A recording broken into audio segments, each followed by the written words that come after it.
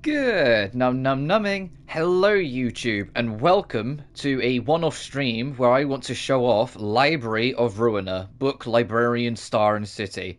A very unique game that originally was on PC and I think came out in 2016, I want to say, 2016, 2017, around that sort of time, that I briefly played during then, and although I didn't love everything about it, which is why it's going to be a one-off, assuming I don't, love it differently now, I thought was one of the more unique games I'd ever played, and I wanted to at least show it off, to present it like, yeah, this game is kind of different from what you may expect from anything you've ever played. The options menu are kind of simple. I put texture quality and story animations on, so hopefully it'll be a bit cleaner. What's unique with the console version, however, is that you can now play it with Japanese audio. Originally, you only had the Korean audio as an option. For the sake of mixing it up, because I first experienced it with the Korean audio, I will have it on Japanese, but the written language will be in English. Additionally, when the game starts up, all of these volume settings minus master on 100, master's on 80, and this game like almost blew my eardrums out, so you're welcome. I did play a little bit just to kind of get a feel for it, like to make sure I was ready, but let us dive in with a new game. Are you sure you're still... Yeah. Scene 1, Canard. I will go out to the street, my hands in my pockets. I still cannot leave this place. Even at the end of all this, I cannot be free. Am I not allowed to have a dream that is beyond my means? Ah, damn it! The purple tear. Can't believe this is how she handled it. What the hell happened? What with all the smoke? Ugh, guess I'll have to trust her. I'll only say this once. I despise verbose and roundabout speech that doesn't get straight to the point. So don't try to get wordy, just answer my questions. You don't get to question me either. Where did you come from? How did you enter this place? And for what purpose? Well, who are you to... Ugh. Boy, I'm suddenly getting all nauseous. Ah! My leg!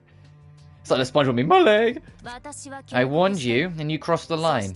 Let me ask you one more time. Where did you come from? How did you enter this place?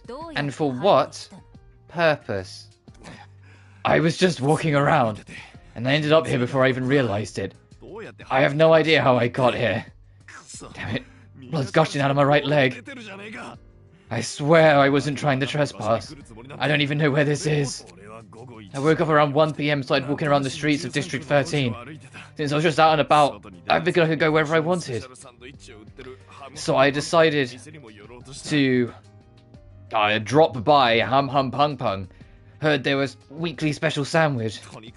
Anyway, I had bills to pay, got no jobs, had to make a living somehow. As a one-man off... Ah! You dragged on too long. I'll be taking your left arm and left leg next. You have no purpose. You don't even know how you got here. Just who are you? Just an ordinary fixer who's hit rock bottom. What the hell is this place? And who are you? Yeah, come on, taking 2 limbs at once is cheating. I'm the one asking questions. Your name? Roland. Good. Welcome to the library. We've yet to serve any guests, but then you suddenly appeared out of nowhere. It took me quite a bit of effort designing this library to ensure that no uninvited guest could enter, you see. Damn it, these limbs were all I had. I don't have any cash or mortgages to get new ones anymore. Seems he's fainted. Wake up. My legs, my arms. Wait, they're all intact again? You should be able to swing your arms and walk again. And I made a few readjustments to your body to make it a bit easier to use. Although you did trespass on my library, I also took your limbs away without your consent. So I'm giving you these as an apology. I'm quite patient and generous, you see. Patient my ass. Marie's supposed to be thankful for this? And your warning isn't in effect anymore, right? No, not anymore. I had a few thoughts while you were knocked out. And here's my conclusion. You'll help me out here. What? Huh? The syndicates these days kidnap people this way too? Or is this one of the wings? I heard rumors that they abduct test subjects from here and there for singularity research. An acquaintance of mine apparently began jumping between dimensions as a side effect of one of these experiments. My life really is an unlucky mess. This is a library. I don't know the syndicates you're talking about, but this place isn't a wing at least. Doesn't really matter. Whatever the case, I'm trapped here and you'll exploit me, right? Yes, I'm letting you live for two reasons. First, I need an analysis of how you could enter this place uninvited. Sending you back, or neglecting you without knowing the reason, could pose a significant threat to the library. Well, it's not like you can leave without my permission anymore. Second, from now on, I will collect books about the city in search of the one absolute book. And I want you to help me with the process. Since you are a resident of the city, I expect you to be helpful in various ways. I knew this would happen to me someday. People would disappear without a trace only to be found as chunks of flesh much later. I used to laugh at those poor folks for being careless and unlucky. But now I see it has nothing to do with the carelessness or anything, huh? Just happens without a moment's notice. Don't be too concerned about your life. You are not allowed to die here unless I permit you to. Damn it. So this was a crazy laboratory sort of deal. Do you like shove random stuff like corn kernels and clockwork into people's stomachs and turn them into walking popcorn spewing popcorn machine men or something? It's gotta be the worst. I'd much rather die and be over it all. If you spout such nonsense one more time, I'll gladly turn you into a human popcorn machine as you so wish. I've already gone through so many cycles of bullshittery, responding to every bit of meaningless rubbish. Sorry, ma'am. Let me introduce myself properly. My name is Angela. I am the head librarian and director of the library. Angela. It's a good name. So what am I supposed to do? Your role is to welcome the guests invited to the library. I will carefully determine which guests to invite and write an invitation accordingly. And you will entertain the guests once they accept the invitation and arrive at the library. Since you have actual experience working as a fixer, I am sure you will be able to give the various types of guests a much better reception than I could. I'm just a watched-up grade 9 fixer, though. What's this reception all about anyway? Do I catch their eyes or be a waiter to them or something? It's simple. You have to deal with the guests in a physical manner, of course. The library presents the guests with an ordeal, and books will open up in the process. The guests who have overcome the ordeal will be deemed worthy to earn their books. There is a possibility that you may die in the process of reception, but it's only temporary. You'll get back up when the library closes. No one here may rest without my permission. Do you happen to have some weird fantasies about fixers? Aren't you expecting too much from a grade 9? I'm not as talented as you seem to think, you know. I know it's very chatty heavy, but this game's very visual novel-y, so you expect it to be very chatty. Also, I'm just going to very quickly check my audio before we carry on, so 1 second.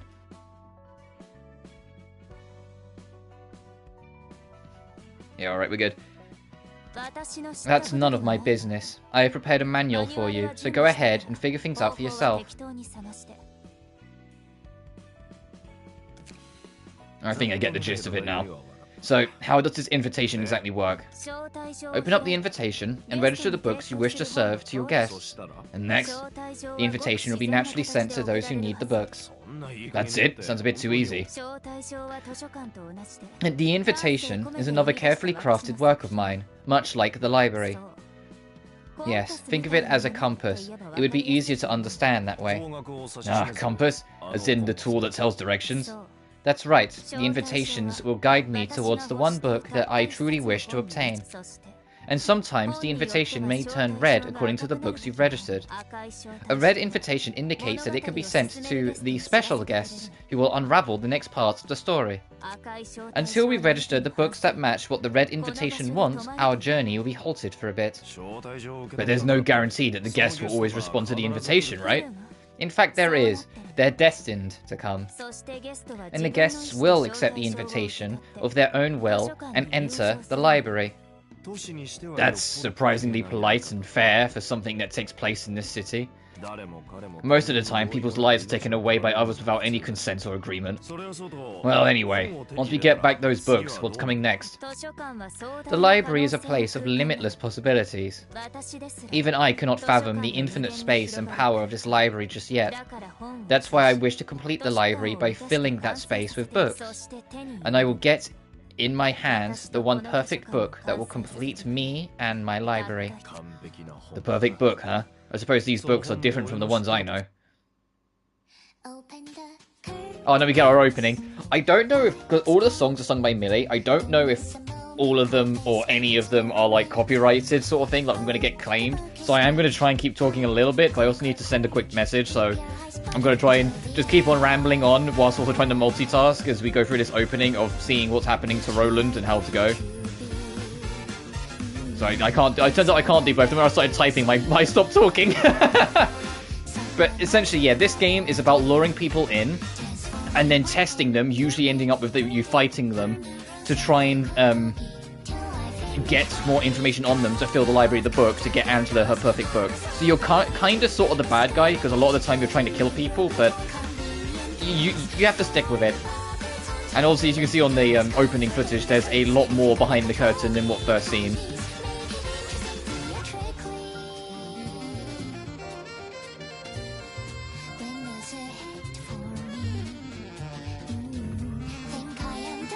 This is a cool opening. Yeah, but this team was done. This game is technically the second in a trilogy by, I think they're called Project Moon. And the first game was Lobotomy Corporation, which is a base management game that is very difficult.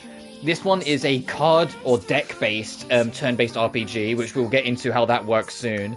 And I think Limbus technically is as well. Is the same sort of thing as this one, just, you know, it does its own thing. I haven't really played any Limbus, so I can't speak on it too much.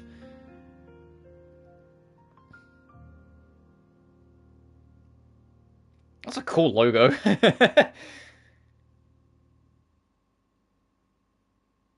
Oh, and there's the loading.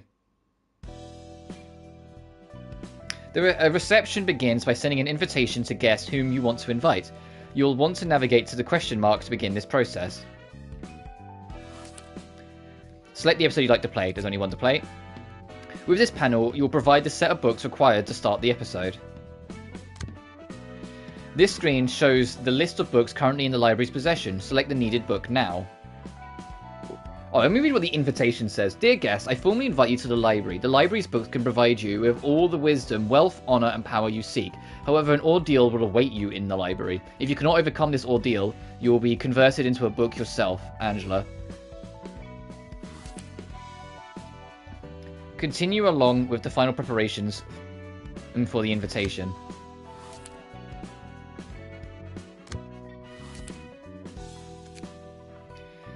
When you're ready to send the invitation, confirm your choice and send the stamp.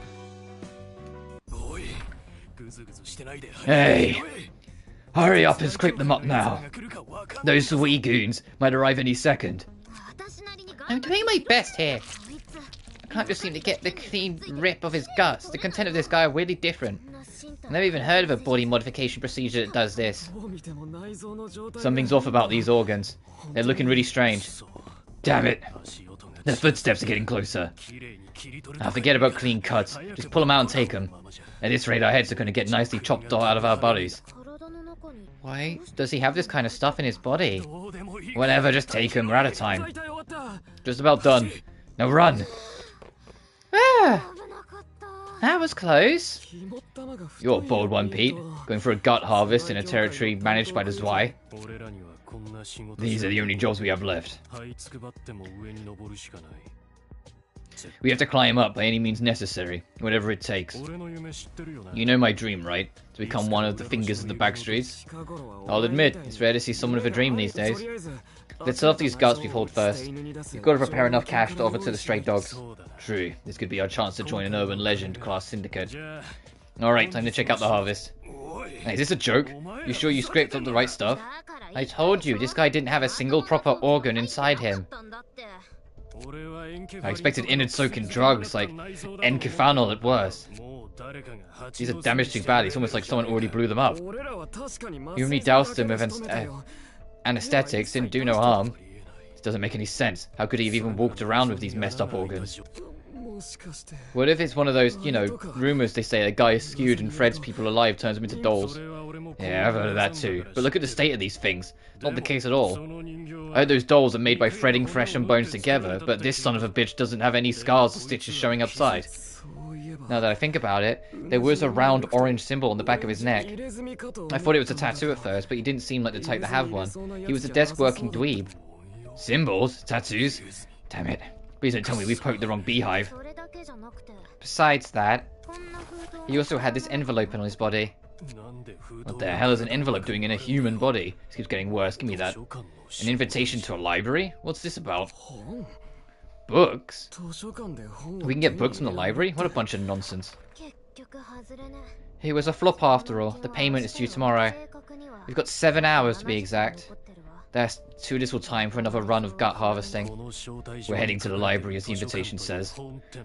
I don't know what this book thing is, but we're out of options. We gotta take any chance we get. Isn't that just suicide? We don't know what kind of place it might be.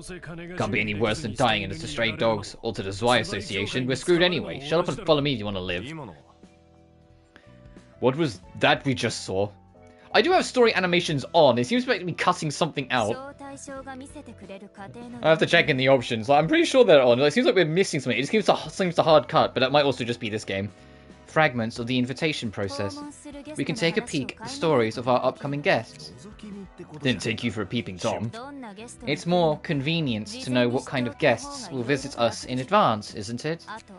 Besides, this is the invitation's will, not mine. I love her coat. I want Angela's coat in real life. That's a sick coat. That's a splendid thing you got there, ma'am. Prize upon people and kidnaps them too. A perfect tool for crimes. Heck, if the invitation can do all that, why don't we just skip the whole reception part? Can't we just teleport them right into a room full of traps or something? I cannot do that. We can only take a peek when it is decided that the guests are coming here of their own volition. And the invitation's power isn't wholly mine either. I am simply borrowing it. Yeah, no way anything can go smoothly in the city. They're desperate guests. Tell me, was the invitation responsible for the symbol and internal damage as well? What? No, not a chance. It doesn't have anything to do with what's happened. The invitation simply finds a way to those who need it. That means those weird happenings is someone else's doing.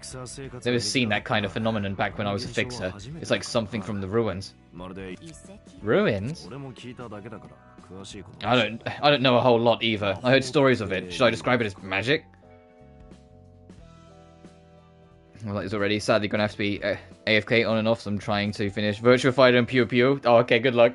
The kind of stuff exists in the ruins, apparently. In any case, we simply greet our guests. They seem to be low class, but oh well. Those are probably a bunch of lowly gangsters from the back streets. We can call them rats. Hello, Rick. Oh, Rick. Hope you're doing well.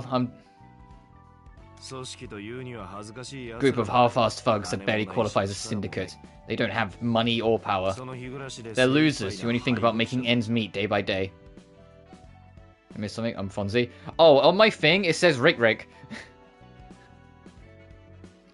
if you've got your email attached to your account, if you update your email, sometimes it does like make your email name your account name. But on my end, it says Rick.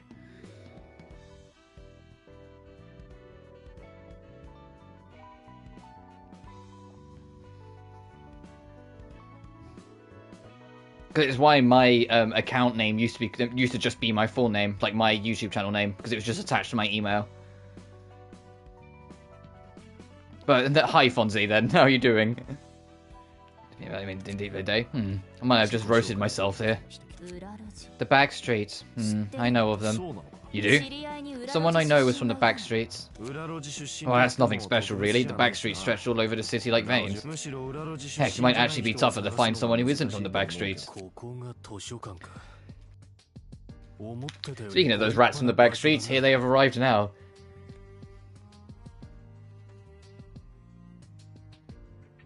As bad as the Google Plus catastrophe.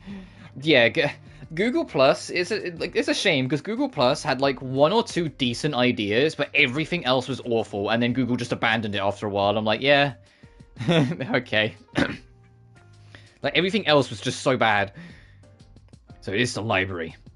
Looks fancier than I thought. Well, yeah. So Pete did come of his own volition then. It was actually for those just joining us.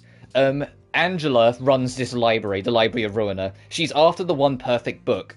But to get it, she needs to bring people in to face ordeals. Usually, that's us fighting them and trying to kill them. If we manage to kill them, we get a book. If they survive, however, they'll be worthy of their own book. A book being, like, essentially details of their soul that could help them find what they need in life, whether it be wealth, power, essentially whatever they need to find a better place in life. But obviously, we're the opposition. If we win and kill them, they don't get that. We get it instead. We get that information. And eventually that information will expand the library further and further. That will eventually allow Angela to get that one special book that she wants to get. Roland, our main character, is a fixer. Don't know necessarily what that means in the context of this, but stick with it. And he happened to stumble in here by pure accident. And so from it, Angela just went, alright, you work for me now. I needed someone in here anyway. And he doesn't have a choice in the matter because she can break his bones with her mind and did so in the opening, and then also through her mind fixed his limbs again afterwards, so he has no choice. He has to cooperate. Google Plus wanted to be Facebook. That was its biggest problem. Now the biggest problem is that it wants to be Twitter. I mean, is Google Plus still a thing? I thought that got shut down. Or at least I came away from it, like, hard after a while. I thought it was gone. I might be... I know, like, Google just stopped supporting it. Anyway, so this is a library. Looks fancier than I thought. Could be a bunch of valuable things here. Also, these 3 street rats here, when they were introduced, they were carving apart someone's body to get their organs, to then sell the organs to make enough money to survive. So all of them are a little disincentivized to violence anyway. So why are you up so early? In the UK, it's 10:23 AM, so it's not that early. There's the @ handles. I mean, the @ handles I don't mind because I understand. Like, 'cause it makes it easier to search if you know what the @ handles are. Like, I get it in that sense, but at the same time, it's like, yeah, that is a gee, I wonder where you got that from. Greetings, dear guests. I'm in the US, yeah. This is the library. Yeah, I tend to stream. If I can help it, I start streaming at 9 AM every day UK time. Today I started at 10 AM, but that's just because I'm tired. Because it's been kind of manic at work the past few days. And I do the evening into the night shifts. Like, I don't get home until gone 11 PM every night from work. So I just started a little late because I'm just tired. Today's my last shift before I've got a week off work, though. So next week I should be more on top of it, streaming at like 9-ish. Oh, it's like 5:30 AM here. Oof. I'm sick, so I'm up and sleeping when I can. Yeah, fair enough. And I am Angela, the librarian of my role's namesake. I want Angela's coat in real life. I can't stress enough. I love her coat. Or her jacket. Her whole dress-up is really cool, to be fair. You may find what you desire here, but you also may end up yielding your precious possessions to us. Exams are harder for me, that's fair. You're the owner of this place. We're allowed to take whatever we want here, right? Indeed, you may earn books, to be exact. If you are able, of course. Are those books things really worth a lot, though? Of course they can be, if the information they hold is valuable. Manshi! Beggars can't be choosers. We gotta cling on to anything we can find. Usernames, to be able to discover them, because the @ is people search for. Well, that's why I keep, if I just double check to make sure I'm not talking out my ass, yeah, I just make my @ my channel name, so it doesn't matter what you search, you're getting it. Like, I don't, like, mess it around or mix it up. Like, I don't, like, make it one thing and then the other sort of thing. May you find your book in this place, then. Alright, now to explain how this game works in combat, because we're about to go beat these guys up. Up here, you can see some bare information about the librarians who will participate in the reception. You can have up to 5 party members, as you can see across the top. Because we've only just started, it's only us. In the second section, you can view the detailed information about your selected character. So, how many... I believe that's how many attacking cards, how many defensive cards, and how many... and what their number range of, like, dice rolls are. We'll get to all of them later. So 30, 15, and 1 to 4. Let me see outside reach for me. That's fair. And then at the bottom are what our deck of cards are. You can check the list of combat pages or cards the selected character will use in the reception.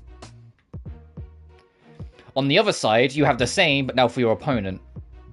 So at the top, you can see there's 3 opponents. You've got Pete, Lenny, and Manji. In the detailed information, you can see what they have. So they have 10, 5, and 1 to 2. It's a tutorial fight, so of course it's going to be easier for us.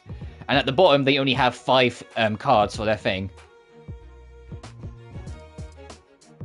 When you're ready, at the top, you can select go. Before every single fight, they will always bring up your deck list. So if you want to change and rearrange, you always can. You're not, like, forced to, like, do huge chunks. Later on, there are, like, several fights in a row where it will tell you have 3 waves, but that's different. I mean, it's in, like, individual, like, fighting sections. So we don't have any unique cards or actually party members, so we will just begin.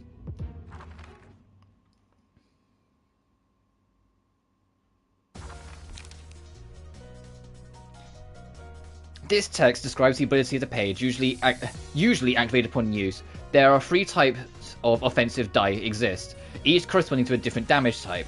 Slash, this player, it represents a slash damage type. When an offensive die of this icon is played, a slash type attack will be performed. Likewise, playing an offensive die with the Pierce icon will do Pierce, and lastly, playing Blunt will perform a Blunt type attack. The ability of an action die, written on the right, may activate when the die is played. Based on the condition, most abilities activated when the attack hits the target or the die wins in a clash against an opposing die. Essentially, if your skill has a dice roll tied to it, and your opponent's also has a dice roll tied to it, if you roll higher, their attack doesn't happen. You win.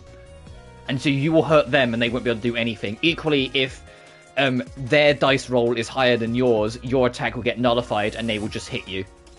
If it's tied, both attacks come out. During battle, use combat pages needs a resource called light, your MP. The amount of light a character currently has is indicated by the yellow icon above them.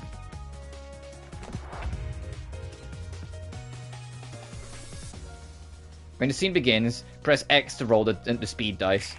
So I rolled a 3. A higher speed value offers the following advantages. If your enemy's speed is lower than yours, you can redirect their attack to you. So you can force enemies to attack what party member you want if you're faster than them.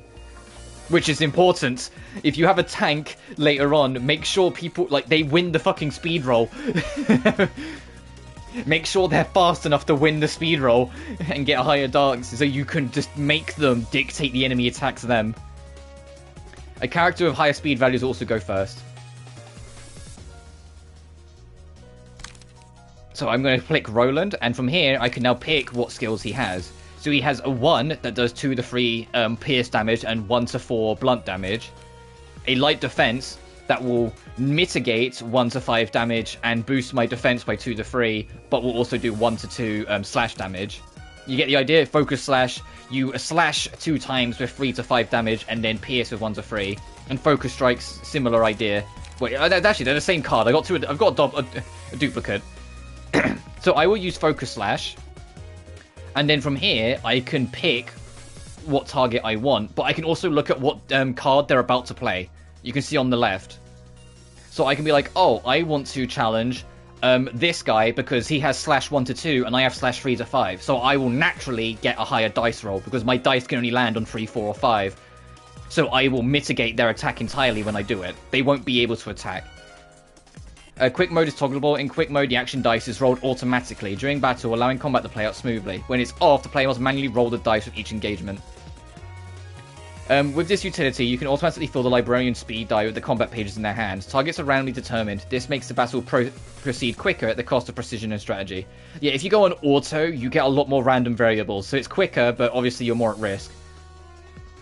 The targeting display. These are visual indicators showing who the librarians and guests are currently targeting for attack. You can toggle them with the icons, enemies, clashes, and then librarians. So I've made my target, which is why this yellow icon is here. When you're ready, press options and the turn starts. When only one of the two opposing characters has dice to play, a one-sided attack occurs. This happens when a character targets an enemy that isn't targeting them back. Only offensive dice can be played in one-sided. The defense dice will be retained until the scene ends when an enemy attempts its own one-sided attack. When both characters are in engagement and have a dice to play, a clash occurs. This usually occurs when the speed die of two characters target each other. In the clash, the result of action is determined by comparing their rolls, which is what I was talking about. Offensive die can only deal damage equal to the roll of winning the clash. The interactions between defensive die follow the rules of the next page. And here's block and evasion. If your block roll, if you're playing a defensive roll, if your block roll's higher than their damage, you will block it. And it will stagger to the attacker by the difference in value. So if you roll a 5 and they roll a 3 and your defense, they will take 2 points of damage in stagger. If you lose it, you will still reduce the damage you take, but obviously depending on the stretch of how much you lose it depends on how much you'll actually mitigate. If you roll a 1 and they roll like a natural 20, you're fucked. You know, you're not really blocking shit, you know? And lastly, if you win, you can get stagger off it. And whilst evasion, if you win it, you evade, and the evade die. If you manage to actually successfully evade, you keep the dice, so you can try again. But if you draw, it will negate damage, but you will lose the die. And if you win, you can recover from stagger. So you see, like, we won because he went to attack us as well, and we killed them. But these two are moving closer to us during that attack. After every turn, it resets. Taking physical damage will decrease a character's HP, indicated by the red gauge. When the HP of a librarian or a guest is brought down to 0, they will die. Guests who meet their demise in the library will be resolved into books. The higher the guest's emotional level was, the more likely they are to yield books of greater quantity or quality upon death. Even if a librarian dies during combat, they will rise again once the reception is over. Oh yeah, because of Angela's magic, if you die, you will always come back, but not in this match. So it's basically the game's way of saying you game over, but you don't get kicked back to the title screen. You just get kicked out of the fight, because she will just resurrect you and then tell you off.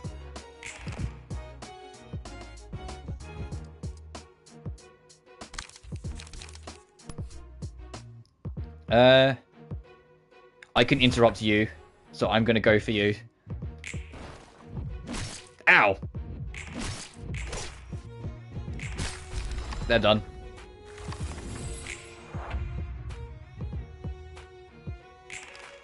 Hey, I won the dice roll, bitch.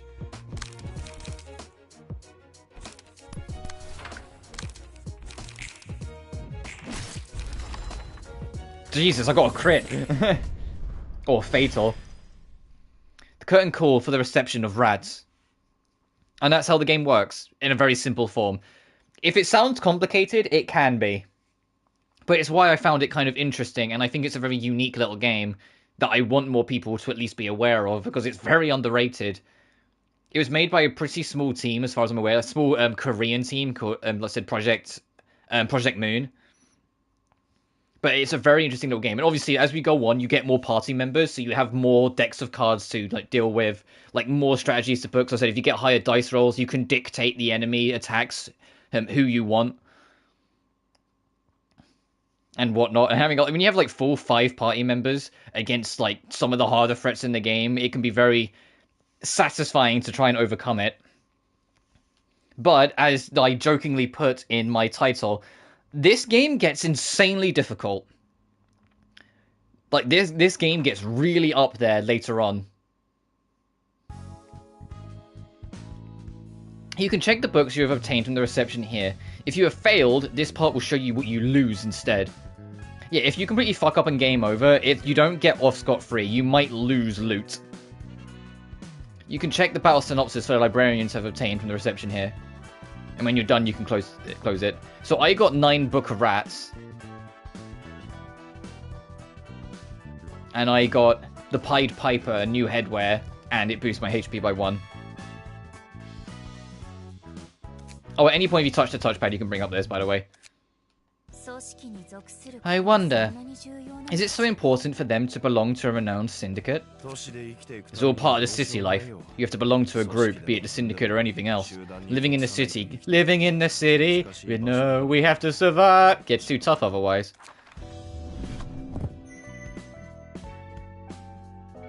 You can now select the floor of general works during reception. Yeah, I have story animations on. I feel like it's like skipping something. Also, I have texture quality up. In this section, you can burn the books that you have obtained. You can see what the books in your possession have to offer before burning them. These books are also used for inviting the guests of subsequent episodes, so it's recommended you keep at least 1 copy in your possession. Yeah, because you can, it's saying you need books to unlock certain levels, so it's saying, hey, don't get rid of all your fucking books, because you will have to, like, backtrack and do all the levels again. Here you can check the list of items that can be obtained from burning the book, so like what cards you can get. Press the relevant button to begin burning your books. You can burn up to 20 at a time.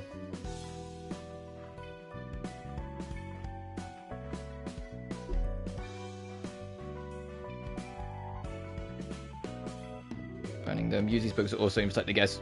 So make sure you keep almost 1 copy. Oh yeah, that's the game saying like, hey, fucking don't. Because I went to like click off it and went, oh no. Make sure you. Yeah, on the right it says 1 book in total. We still got 8. So let's burn it.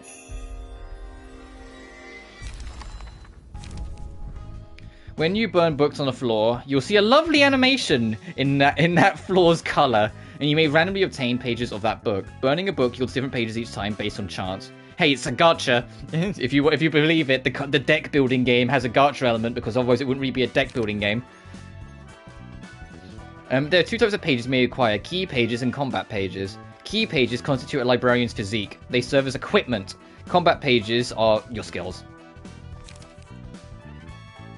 The rarity of the page range from paperback, hardcover, limited, and object d'art.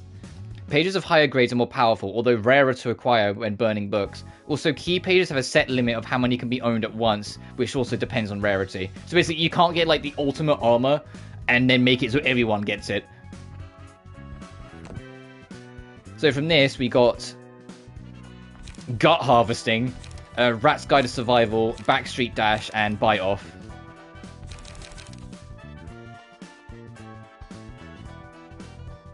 And 1 Lenny page and 2 of Pete's pages.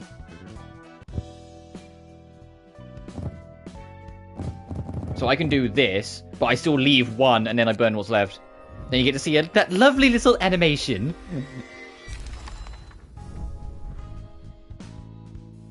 Alright, we got Munchie's page. Alright, we got all the character pages that are currently on. Skitter Away, Dirty Blow, Bite Off.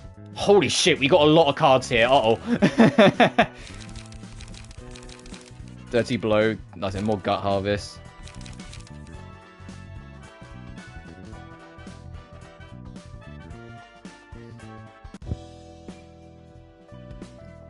Select a librarian on the corresponding floor to move to the combat page list.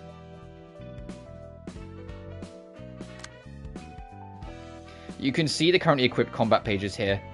This is the list of combat pages owned by the player.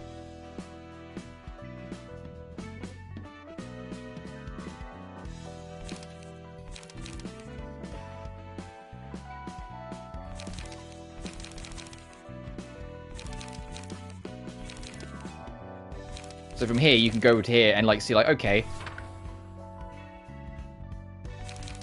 I want to add this, but to add it, I need to take something off. So I will take that off and then add Gut Harvesting.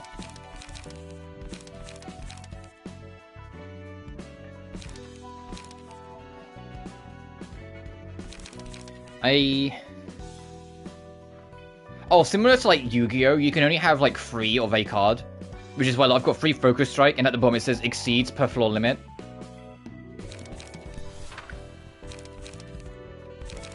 take another gut harvest. Save current setup. You can also make loadouts, so if you want to fuck around, you can.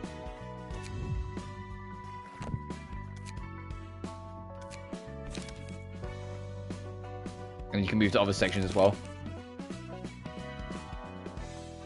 Here's the list of key pages currently owned by the player. The panel will show the information to select key pages. You can take the deck, aka combat bookshop possibilities and resistances. The panel also shows information to the key page currently equipped by the librarian. Press the equip button to equip the key page to the librarian. You can see the information of the newly equipped key page here. The deck of combat pages is bound to the key page. Make sure to configure the deck after changing key pages.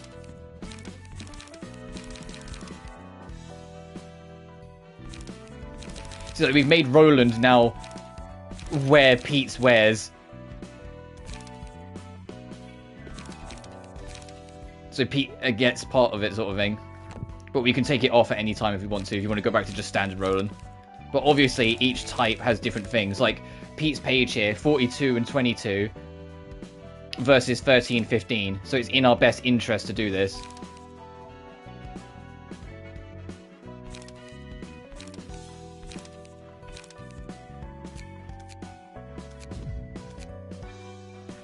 Which is also where you want to save your decks because it's easier for you to get hold of them then.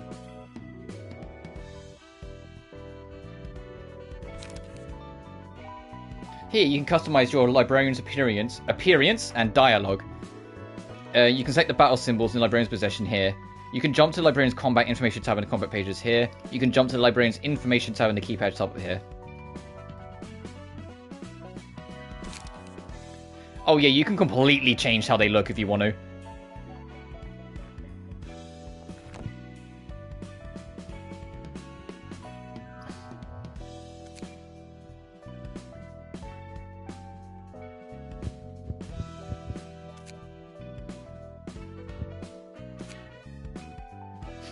So I can be Angela's servant, Roland.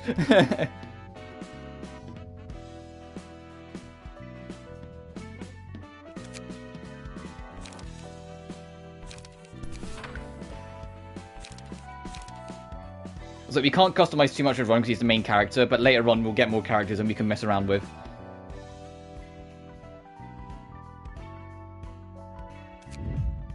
Change has been saved. So you can still have a character look the way you want them to. We don't have any of these two. Yes, we do. We have one headwear, so we've got one extra point of health. Let's go.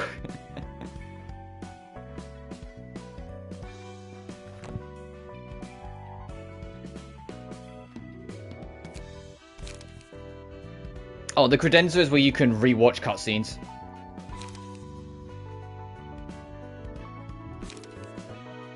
And then read up on story. Yeah, recall story. Pre-battle, post-battle.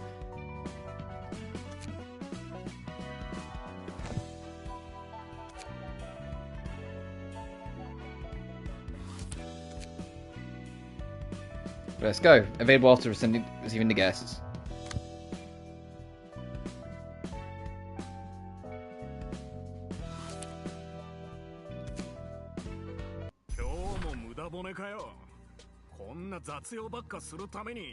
Let's get back in. Foiled again. I didn't go through all that trouble becoming a fixer to do mundane chores like this. Yeah, you know how it is. And you select through, get the rise up in the ranks. But still, you might see the light one day if we start out with smaller tasks, don't you think? I envy your optimism, Finn. But a request like please find my lost cat before night falls is seriously not it. Garbage officers get garbage requests. Yeah, Finn, you probably had better things in mind when you came a fixer. You know, a bigger field to play on. I'm sure I can move to a nicer office or become an associate fixer someday if I keep working hard. Then I might... Huh, that's odd. There's this envelope in my pocket. It says the invitation. Smells fishy. Can't overlook something like this. Besides, if what's written on the invitation is true, those books would be of interest to several associations. It is interesting, but we don't exactly know what's in the library, right? We should report this to the office first and take care of it formally. I ain't about to feed a garbage office that won't feed me. We're going first if you don't want to. They called themselves fixers. Do you happen to be friends with them? What? Look, assuming all fixers know each other is... It's like picking two random pedestrians and hoping they know each other. Your question is basically asking these two strangers, you're both humans, so you must know each other, right? You get what I mean? Oh, I should expect to see many different kinds of fixers is what you're saying is true. Pretty much.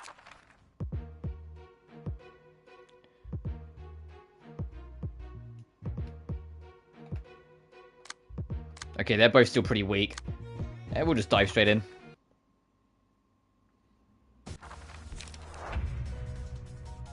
As the battle progresses, the emotional tension of the librarians and guests will be heightened. Positive emotions, blue. Gained upon winning a clash or having advantages in battle, aka defeating an enemy. Negative emotions, red. Gained upon losing a clash or suffering disadvantages in battle, like losing an ally. As the emotional levels of characters rise, the overall emotion of the team they belong to will be heightened. When your team's emotional level goes up, you may choose an abnormality page to use at the beginning of the next scene. Oh! Oh, that was a terrible fucking roll. Uh-oh.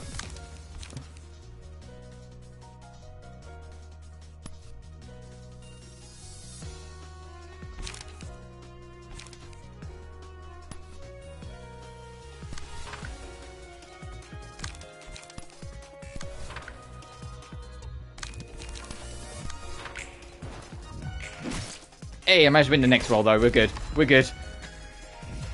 Ow.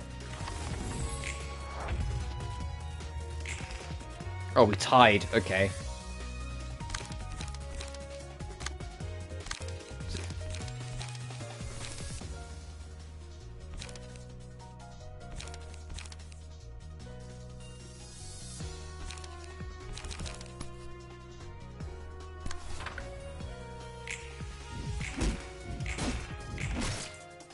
I managed to get one deflect in. Oh, okay, well, we completely won that one. I'll just go on the offensive and do a focus strike. They're dead.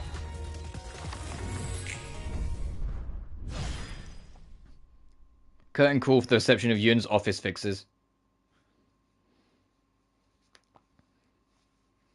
Although this will be a one-off stream, before we wrap up, there is an extras menu where you can go through the whole soundtrack and art book. I won't go through the art book because it starts to spoil shit, but I will highlight a few tracks that I think are really worth highlighting.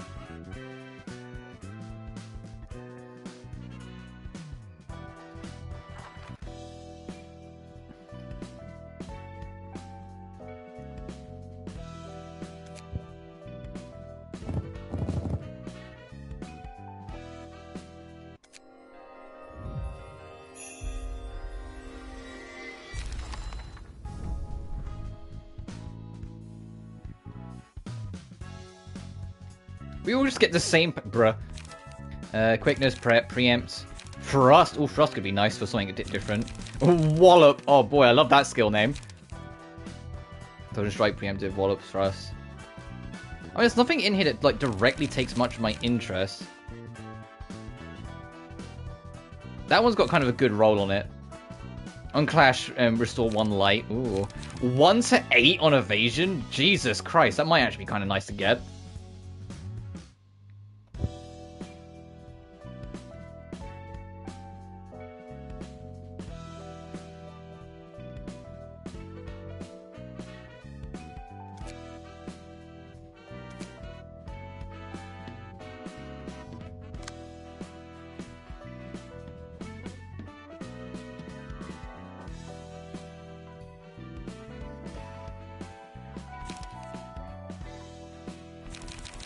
Okay, it's the same as what we have, really.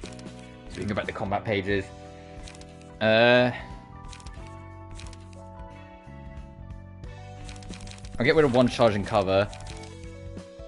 Skitter away could be nice, but where is it?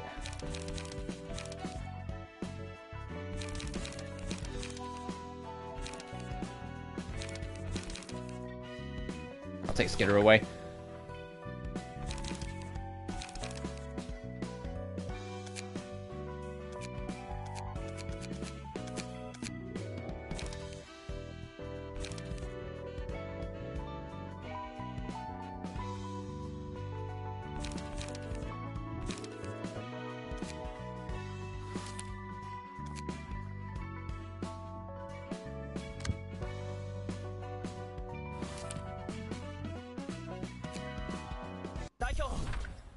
Sir, they still haven't responded back to us.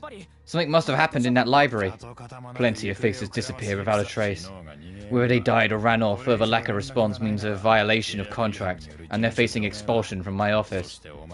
And there is too little evidence to back up your claim about this invitation. A door appeared out of thin air when they signed the paper, and they disappeared into that? Could be rich people shenanigans, or a wing experimenting with its singularity. Yun's office does not have any time to spare with things like that.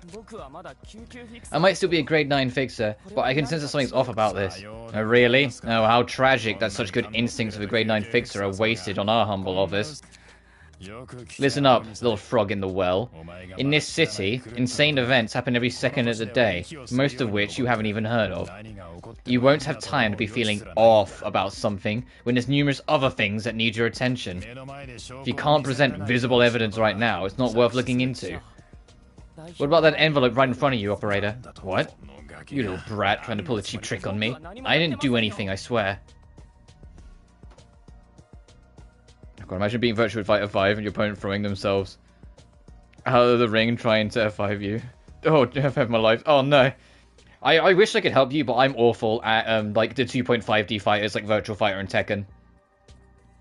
Or the ones where you can kind of move into the foreground and background. I just can't, my brain just can't comprehend them. Get out for a moment. Hey, this is Yun's office. Got a good lead this time. No, I beat them. Oh, fair enough. Lend me some cash so I can hire a few. No, seriously, I have a good feeling about this. Obviously, as we go through it, not everyone we invite to the library is going to be like low-level goons. Like, some of them will actually, like, either win or will agree and join with us, and that's how you get party members, sort of thing. Like, there's going to be characters that become more significant. There's actually a lot of characters that have kind of really interesting character arcs, in my opinion. My favourite character being Gabura, but Gabura I doubt we'll get to in this stream because she's kind of later on. She also has, like, the coolest theme in the game, the Red Mist, which is just like a full, like, grungy rock track. True, it can end up failing, like you said. So that was out of bounds. Trying to hit a finishing move. Oofs. I can check just one more time if you want. I'm not exactly fond of this method, but yep, I have one guy fit for the job. Also, there is a logbook if you want to bring it up. If you want to read out this triangle. Square puts it on auto, even though it looks like a volume button. R1 is like fast forward, and then also the option skips. Also, it doesn't come up saying, "Are you sure you want to skip?" So don't like press it out of anger. It will just immediately like snap skip the cutscene if you tap skip. I learnt that when I was practicing, like to get a little feel for the game before I started streaming. It seems fixers must report to their office before they can even begin working. Well, that's formally the case. I could bypass that since I ran a one-man office, though. Fixers aren't any better than syndicates when it comes to greed. And it looks like this guy's trying to exploit a naive kid, too. Also, if you're wondering why we're seeing these little scenes, when we send out an invitation to the library, if they accept, Roland and Angela get to see what happened that led to them accepting it. So we get like the vision, and that's what those little cutscenes are that we're seeing of the characters. It's the vision of us seeing them accept it. So this is the library. Yeah, Yun said we might even get sponsorship from an association if I succeed. I'll do my best. Greetings, Fixer. I am Angela, the librarian of my role's namesake. Hello, I'm Finn, a fixer at Yun's office. Is it true that I can find books containing lots of information in this place? Yes, of course. You were given the invitation for that exact reason. May you find your book in this place. Except we're gonna beat the shit out of you. Yeah, I'm happy with my deck.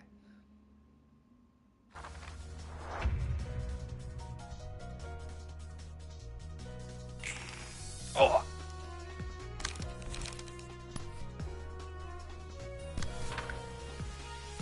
Alright, I'm on the back foot, so... Oh! He won both times? Fuck you! 1 to 6, and he had like 1 to 3, and he got a higher dice roll than me every time? Fuck me. And may inflict 2 types of damage, physical and stagger.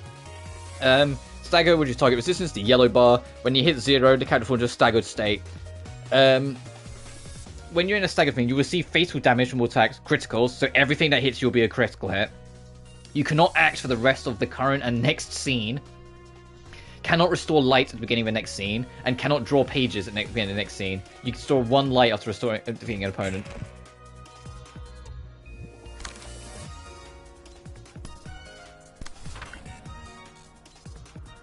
I keep pressing triangle to start a turn. I don't know why. It's options button you press. Oh, also, as you saw there, I whacked him into the back wall. You can hit people into things. Curtain call for the reception of the unit office rookie.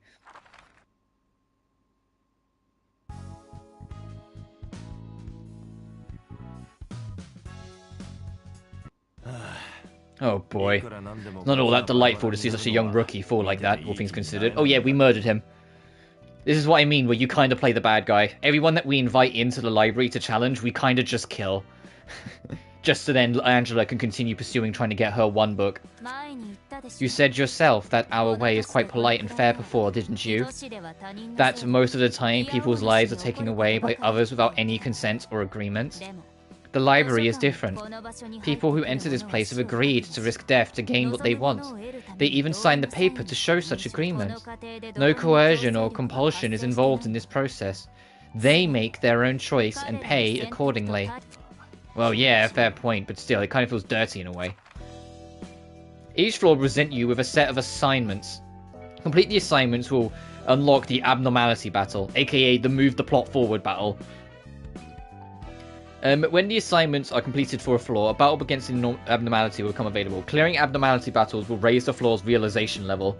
There is a trophy for fully realizing every floor. When you finish a realization level, it doesn't mean you're done with that floor, but you'll probably move onward with the plot. It's basically 100%ing a floor. Like, do every single objective, fight every single enemy, you know, get every single card, and beat all the abnormalities.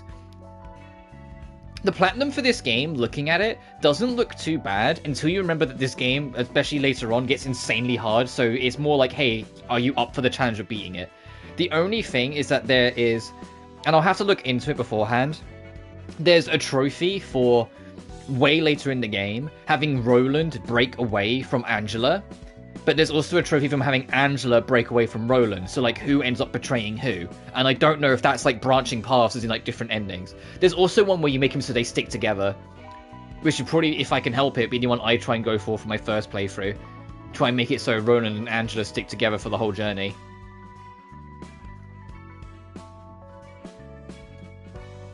This is the library's current hazard level as perceived by the city. Raising the realization each level, each floor, will increase the library's presence as a threat.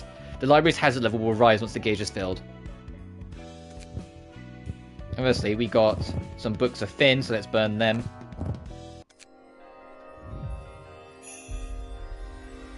See if we can get some good skills from our boy.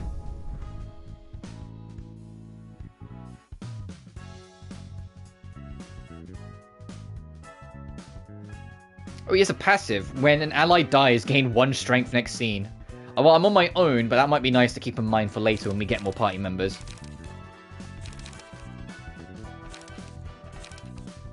Struggle's kind of good. 2 defense rolls and you get at least a 2.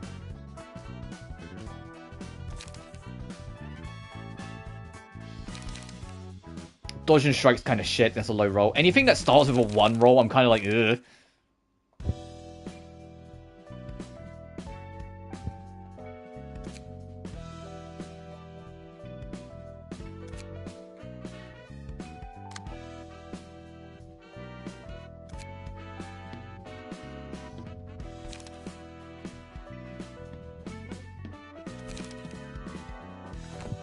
Oh, whoops, I didn't mean to.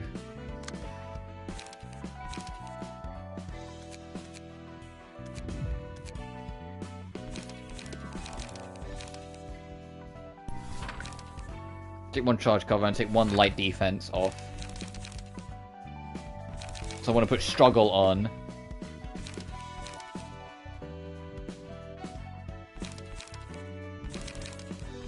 Oh, I don't have any more gut harvesting pages. Damn, I could have put a 3rd one on.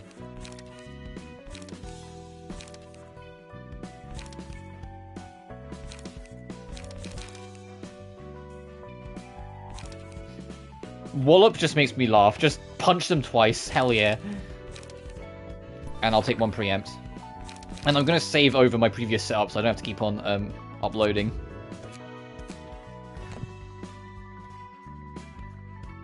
Let's go back to our invitations.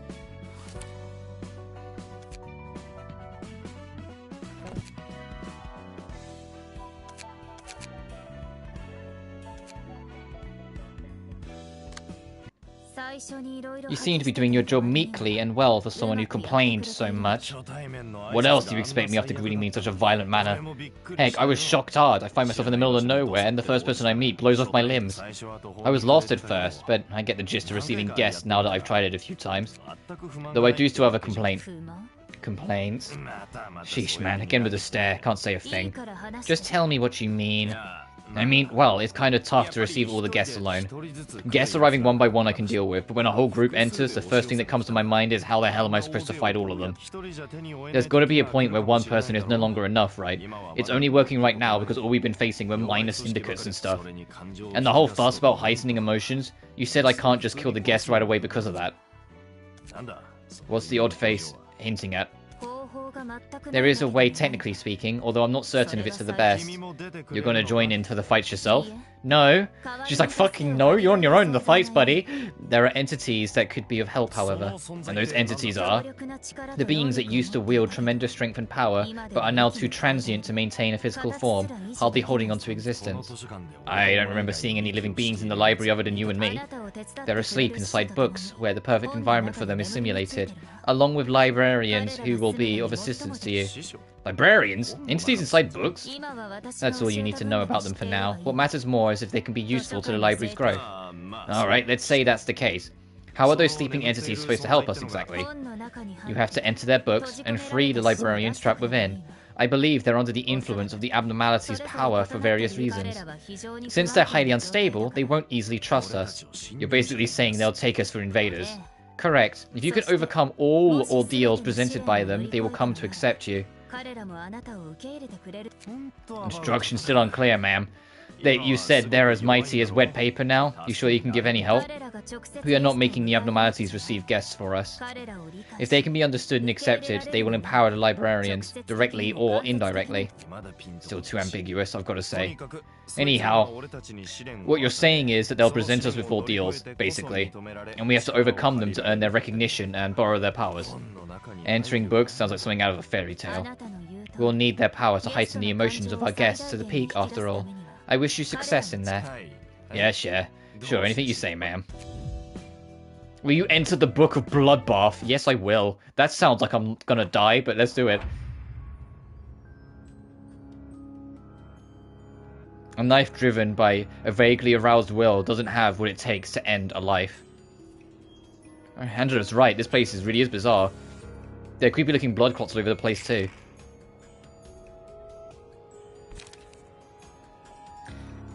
Each character and key page has different resistances to the physical and stagger damage dealt on each type of attack. You can deal extra damage by attacking with damage types the opponent is weak to, denoted by fatal and weak on the contrary. Attacking with damage types with resistance will be endured or ineffective, will cause less damage. Use resistances to your advantage in the reception. So yeah, the red bars, the brighter it glows, the more effective it is. The dimmer it is, the less effective it is. By using the character, you can view the list of passive abilities they also possess.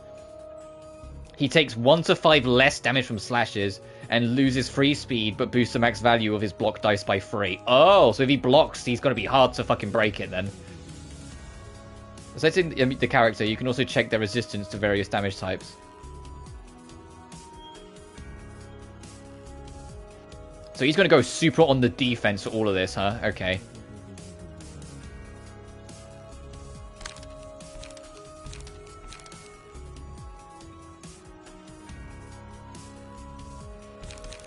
If I roll natural 6s...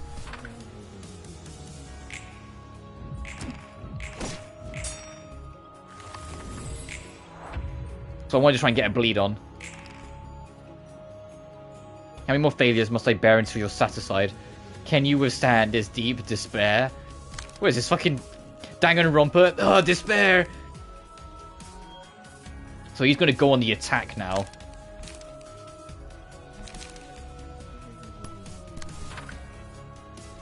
I'm going to choose to believe I'll win the skirmish and get good dice rolls.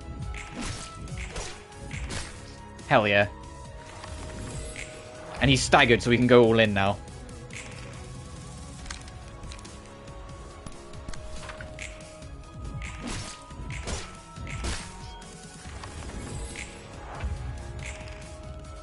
And he's going to guard again. Okay.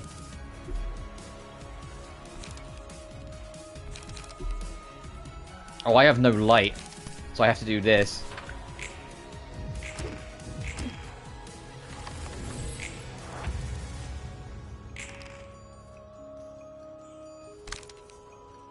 I can't do anything. I have to just let it happen. Trophy unlocked. Whoopsie daisy. Enter a combat phase without using any speed die for all librarians who can act. Your finger probably slipped on that one. That's my first trophy. Is the game saying, "Hey, you probably should have done something that turn, bitch." My first trophy in the game. God damn it.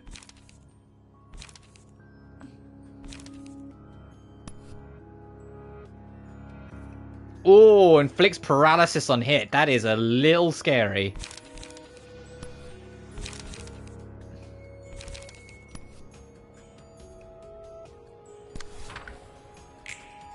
Please block it. I did not block it.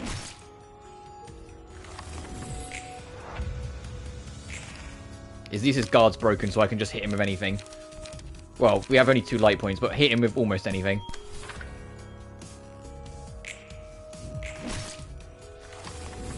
Bro, he took 0 damage from that? Fuck you.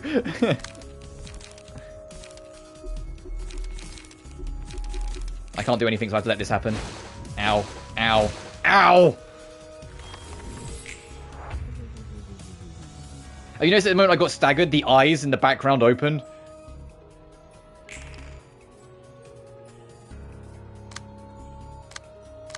I can't do anything, so I just have to take this in the face. Ow!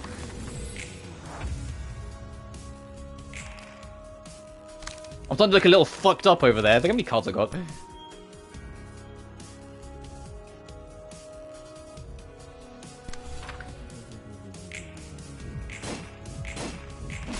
Finally, Jesus. Victory. Suppression of the bloodbath complete.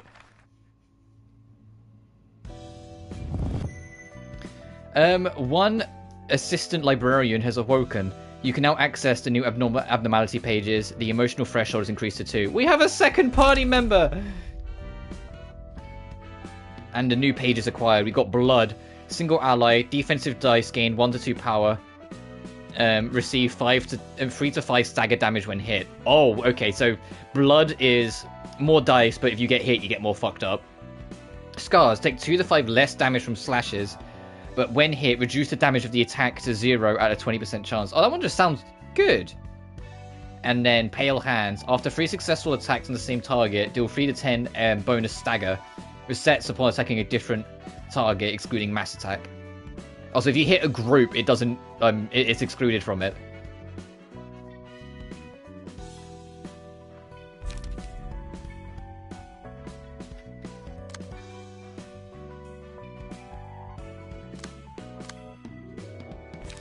Alright, Devona. Can I just... Oh, I don't have enough pages to fill that up. We'll load what we can first. And then I'll just fill in the extra slots.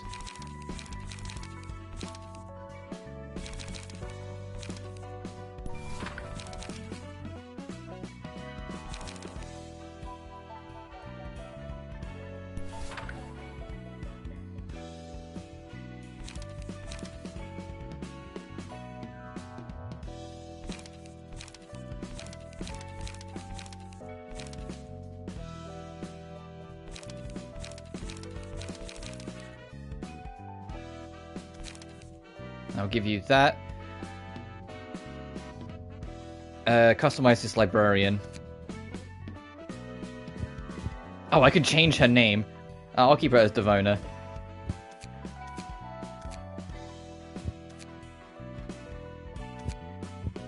Oh no, she's just, I can completely customize her. Okay, we're not going to call her Devona. I thought she's not important. Sure, I'll call her Yuri.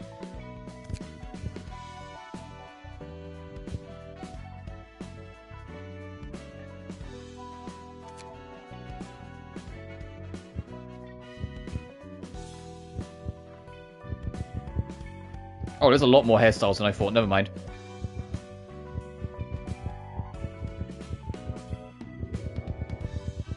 How many fucking hairs? Oh, okay. Bald! No.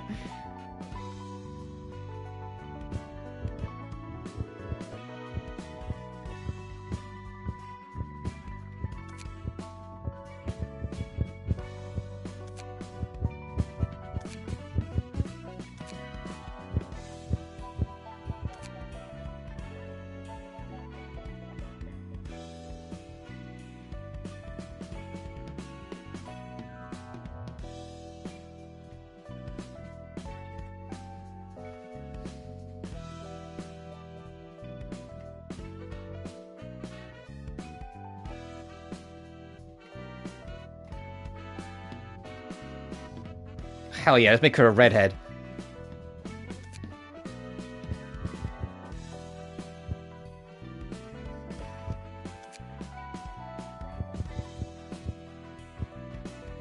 Oh, you can make her kind of like psycho looking if you want. Uh-oh.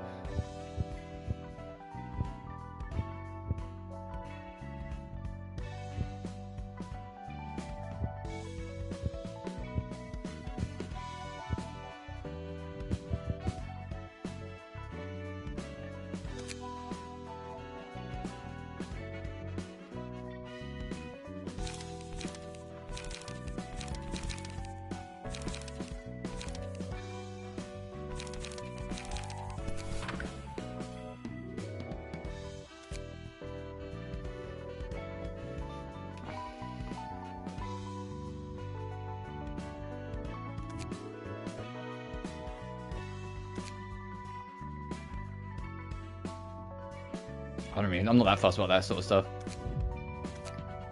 Alright, we've got a Yuri.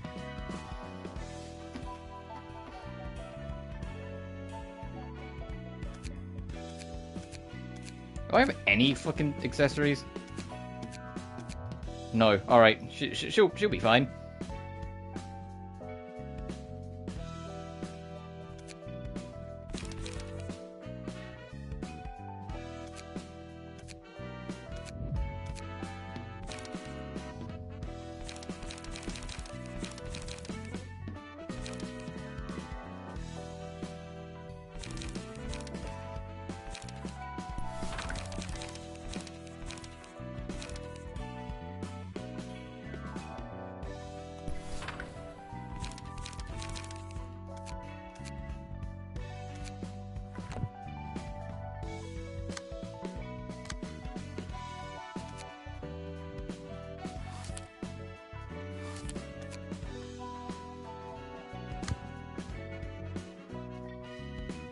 I think we're good to carry on. I'm not like missing anything. I got to check, but I'm pretty sure we're good.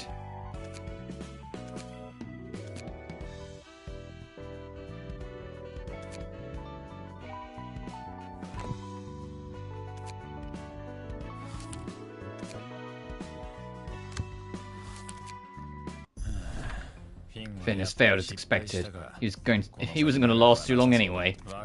He was just mediocre. He should have gotten a decent modification surgery, or had enough talent to make up for his lack of experience. But he didn't have any of that. He was nothing more than an overconfident brat. Too bad. I kind of liked his affable and cutesy attitude. Though I agree, he was bound to die sooner or later. Congratulations, by the way. You must have more options now you're a grade 8 fixer. Yep, so you'd better be careful if you don't pay me well enough. I might move to another office. Heard that you're barely covering your own taxes these days, let alone the monthly rent for this office space, am I wrong? I believe the case I had Finn handle could make the breakthrough. You mean the library and the invitation you talked about earlier? But you said the invitation appears randomly, no? How are you going to get another one? I wouldn't have called you if I didn't have certainty. I received another invitation. Is that so? The existence of our office depends on this case.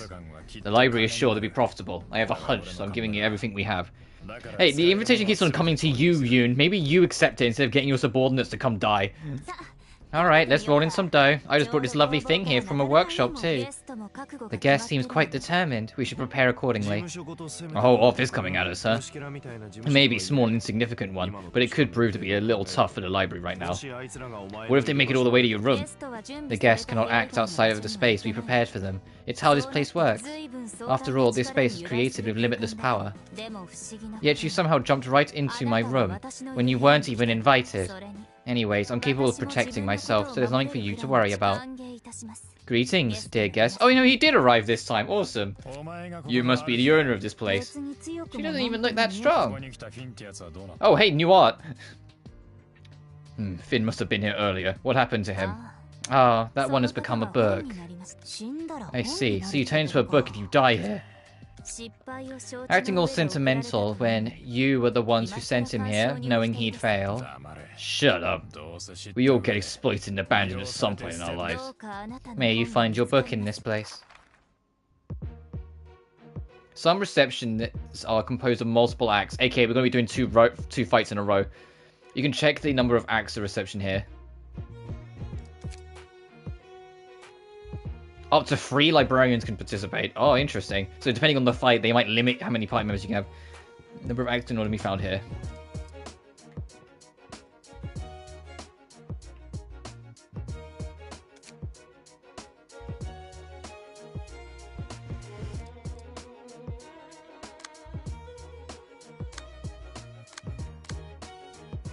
I said we just go in. As the emotional levels of characters rise, the overall emotional level on the teams they belong to will heighten as well. When your team's emotional level goes up, you can choose an abnormality page to use at the beginning of the next scene. There are 2 types of pages, Awakening and Breakdown, blue and red. Awakening typically consists of purely beneficial effects for the unit. Breakdown pages offer powerful effects but come with drawbacks. Each floor offers a different set of abnormality pages to choose from, and the likelihood of each type of page being presented depends on the ratio of positive and negative emotion points the team has built up.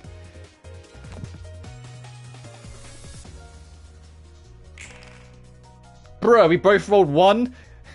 The fuck do you mean?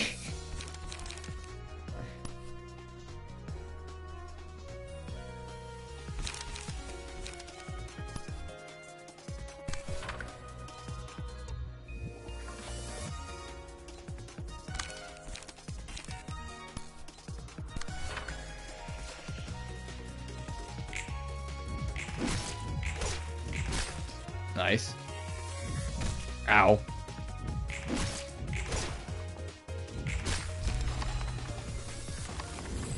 And we can just have these 2 gang up. Oh, and then here's what we mean. We get an abnormality. Take 2 to 5 less damage from slashes, but when hit, reduce damage of attacks to 0, 20% chance. Or after 3 successful attacks on the same target, do extras. I'll take the Pale Hands. Roland can have it.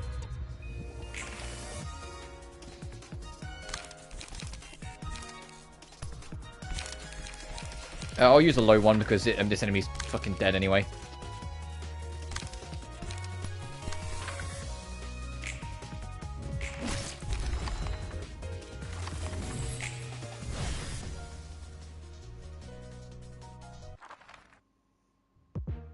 Then on to the next fight against Yun and Eri themselves.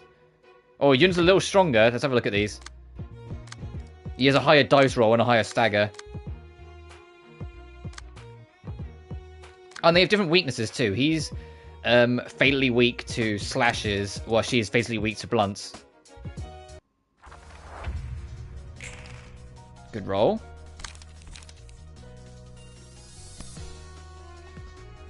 So he's the best one to target for that.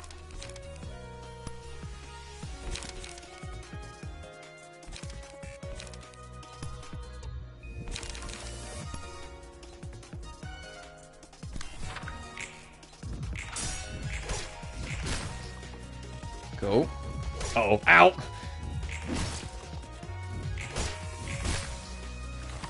I keep forgetting that I can make them target. If I get a higher dice roll. I mean, I didn't there, but... Oh, but neither of them can attack anyway.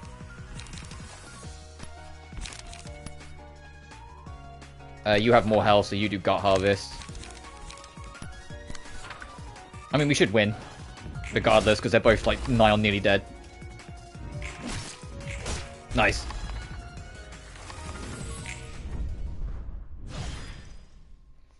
Curtain calls to the reception of Yun's office.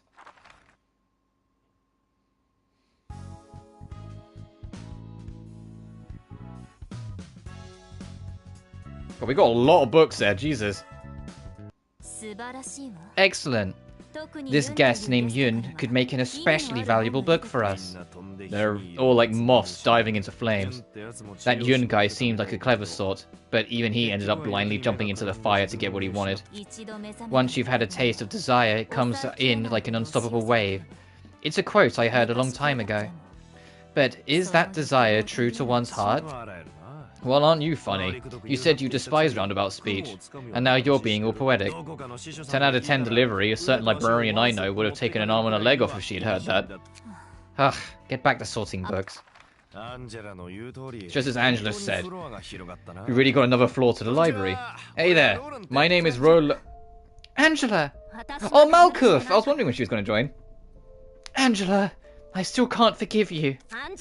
Angela! You... I thought we were already done with that topic. You simply need to cooperate without complaint. That was the deal, remember? And try to appreciate that fleshy body of yours you've finally earned back. Do you really think you could make me happy by just giving me a human body? Don't forget, I still don't agree with you. As you wish. Damn, that was tense. Oh, hello there. I'm the patron librarian in charge of the floor of history. Malkuth. You seem lively, at least. What was going on just now? I have some unfinished business with Angela. You probably heard bits of it, but I have no choice but to follow her orders, no matter how I feel. I'm in the same shoes as yours, though we seem to have ended up here for different reasons. So what can I do for you? You can bring me books, Roland. Since I'm in charge of the floor of history, I'll be sorting the books you bring and collecting those that are about history. Us librarians will then read the collected books, gradually making our floors whole and completing the library itself as an extension. And we'll naturally get to unlock more floors and awaken their patron librarians in that process. So the other librarians are asleep for now? Yep, they are. I get the gist of it. You're surprisingly bright for someone who was so upset moments ago, by the way. I was kind of worried I might have to endure some of that wrath. I can't let my personal affairs get in the way of work now. I still have my problems with Angela, but it's not like getting mad about it will do me any good. I've got my own reasons to do my best with this work too. Okay, then let's give it our best shot. Yep. You can now select the floor of history during reception, and a patron librarian is awoken. The middle portion allows you to navigate the information in the floor that are currently unavailable. More floors will be unlocked when certain conditions are met. New librarians are shown on the new floors. You can also view the information on the newly opened floor here. You can check the librarian's floor assignments and abnormality pages. And we also have Malkuth as playable, yeah!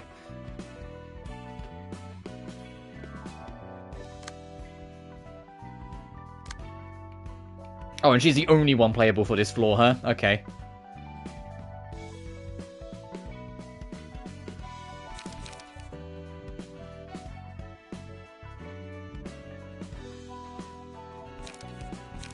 Oh, let me burn these pages first before I start equipping anything.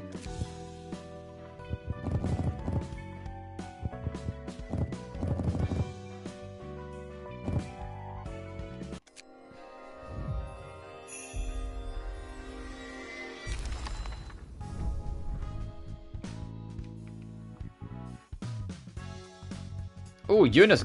Jesus! Boost max value of evasion dice by 3 of 50% chance. Alright, you know what we're doing. You're too slow!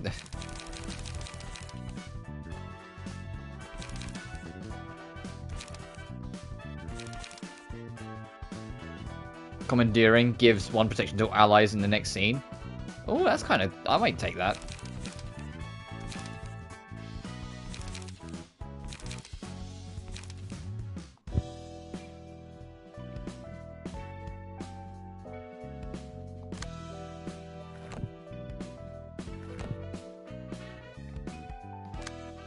Oh yes, yeah, that part is only for that for Keita.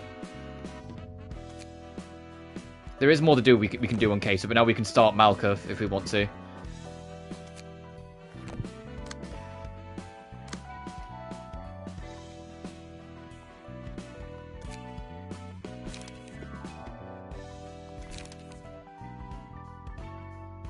Malkuth looks like a little gremlin with the suit on, with her fisticuffs up.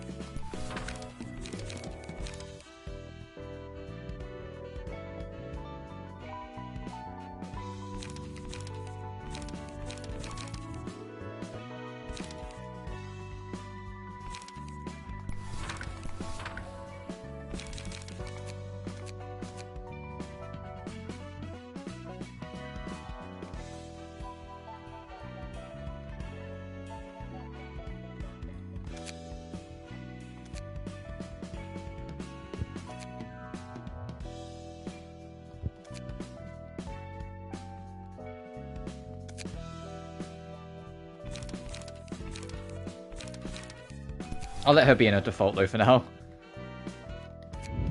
But she does look like a little gremlin. Hang on, I got just to show it again. Look at that. Look at that. She's got her fisticuffs up. She's ready to go. Look at that little grin she has on her face. Like, yeah, fuck yeah, I'm ready.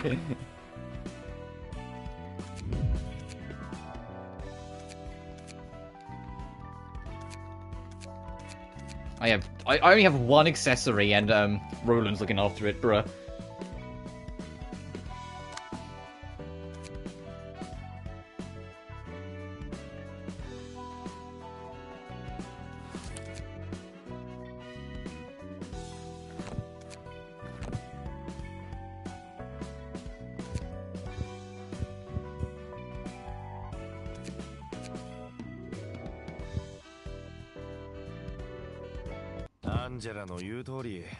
Just as Angela said, we've really got another floor to the library. Oh, it's just this, whoops. So you can rewatch that, got it.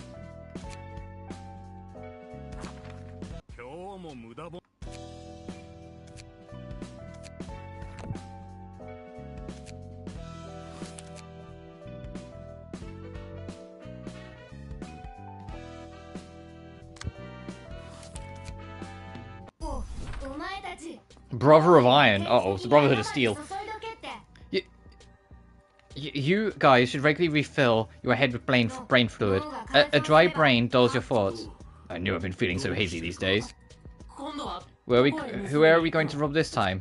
I think we should go to the workshop. Workshops are rich and they have useful components too. How about an office? We should try some infamy. If we can take down an office or two. Why are they all so sussery? I don't think we'll get anything valuable from the officers we can take on right now. A restaurant then. I like delicious stuff. You moron! Did you already forget why we got our new bodies? But because we wanted to focus on earning without having to worry about any food or sickness. That's right. We're enduring like crazy. These bodies just need brain fluid, fuel, and some repairs from time to time. We can make money without feeling hungry or thirsty. That's true. It'll cost a fortune to get ourselves whole body replacements. But it's still uncomfortable. I know I don't have to eat anymore, but I keep thinking about all the tasty things I had before, and it makes me want to taste them again. That's because we got cheap bodies from a cheap workshop. We just have to earn more, then we can replace our bodies with better ones. The more expensive ones can adjust emotions to completely shut off desires, on top of having good performance. But those are almost as expensive as Nest Household. We can worry about that later. Let's focus on making money now. It's all about money in the end. So don't bring up restaurants. You're making me want to eat stuff too. Well, there's a piece of paper stuck to your body. I like how this body doesn't have any sensory systems, but it's annoying to be unable to feel things like this. Let's have a look at the piece of paper first. I don't think it was in your body until just now. Maybe we got too infamous and someone sent us a calling card or something? Maybe it's a coupon for yummy new food? Are all syndicates composed of such half-witted individuals? I was expecting someone more refined. It all depends on the syndicate. The city is crowded with them. You could say there's one for every fixer out there. A number of thugs gathered up and do things under a name, and you get a syndicate. They're involved in all sorts of different businesses, so it's hard to give a general description beyond that. They seem sloppy. Are those machines? They aren't machines or AI, despite their appearance. Pure machines carrying their own emotions and desires have long since disappeared from the city. These guys are just using whole-body replacements, and low-quality ones from a shoddy workshop at that. I see. Alright, shall we prepare for the reception? So, we can find valuable stuff here, right? We just have to chop up some monsters and take some books. This body has strength if nothing else. We came here for loot, but what is that piece of paper was all a lie. Maybe we were too naive. There is no need to worry, dear guests. In this place, we strictly play by the rules written on the invitation. Yikes! Welcome, dear guests. This is the library. I am Angela, the director and librarian of my role's namesake. In this library, you may obtain the books listed in the invitation, if you overcome the ordeal, that is. Must be one of those ploys by rich folks. It's all entertainment to them. I heard of that. They kidnap people from backstreets, trap them in a labyrinth no one can escape, and make them wander in there, fighting for eternity. Until they die, never to be seen the light again. We've already come this far. We have to do this. Don't be so gloomy. May you find your books in this place, then. The floor that can participate in the reception are shown here. Oh yeah, so you can go here and then pick what floor's being involved. So I can pick Maku's floor, or I can pick Roland's floor. So it's like, who do I trust more to fight it, sort of thing. I'll try Malkuth out, but it's also a lot of opposition, so we'll see how quickly I regret that.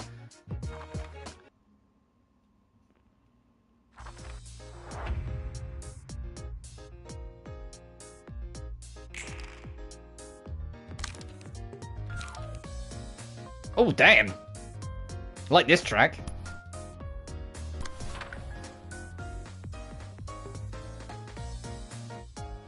Oh, I like this.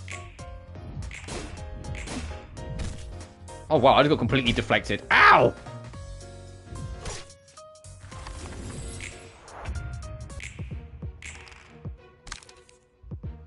And now the music's changed because we're in danger.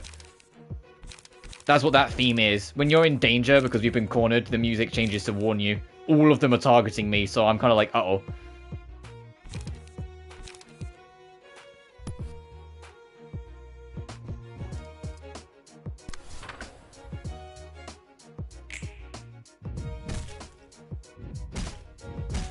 Oh, fuck. Hey, we might lose this, if you can believe it.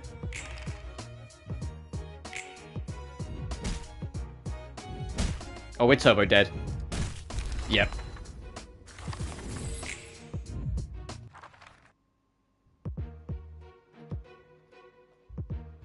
So now we have to rely on the other team to try again. Oh, come on! Alright, that was Malkuth, everyone. She just...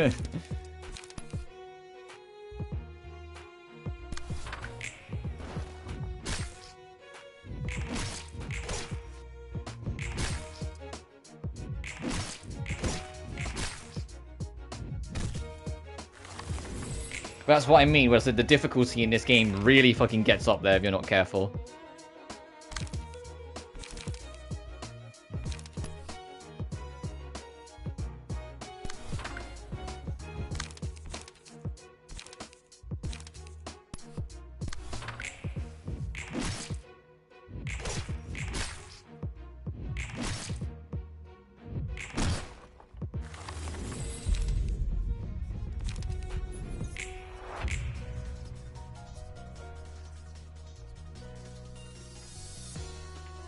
Oh, you can zoom in and out the camera as well if you want to. It looks kind of weird when you zoom it all the way out, so I can't see shit.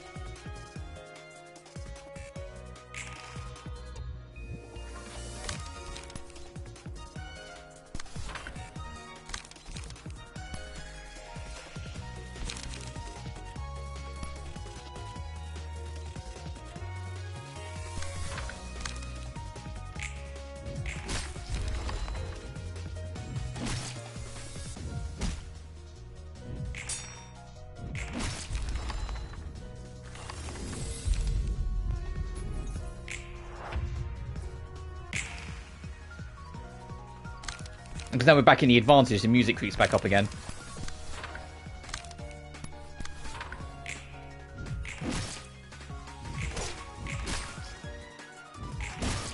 And the reason why the music's like that, it's to do with the first game they made, Lobotomy Corporation. That game has a warning system. The more you fuck up, the more the music changes, going from a first warning to a second warning, then to a third warning. And they have a similar thing here, where like basically the more against you the tide is, the more the music changes to symbolize that. So like at several points there, we hit what would be classed as first warning, which is like, hey, you're not doing your best here. If the music gets more aggressive, it can go up to a second warning, which is basically saying, hey, you're super fucked unless you change something now. And usually, at least in Lobotomy Corp, if you hit third warning, that's basically saying you're fucked anyway. Like, third warning, it's as far as I'm aware, you really can't recover from a third warning situation. That's when, like, you're at 1 HP and you're staggered and you can't move, and the opponent's at max health with an unmissable dice. And you just rolled a 1. You know, like, that kind of, like, well, you're fucked regardless. That is, like, doomsday.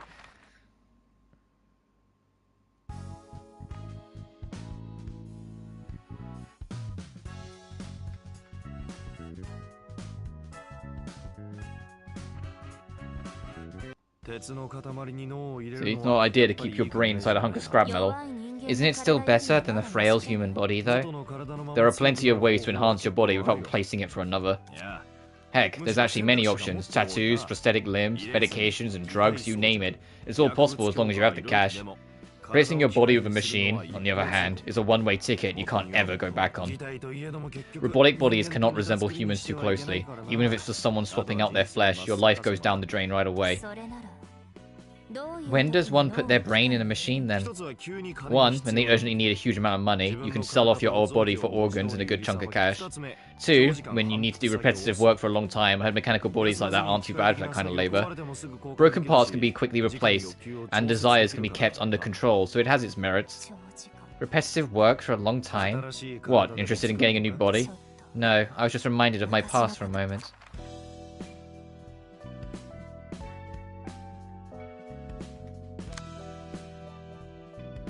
Oh, we can do that for Malkuth. But hey, Malkuth, you fucking died. It's almost like you're on your own, so we need to get you a new party member.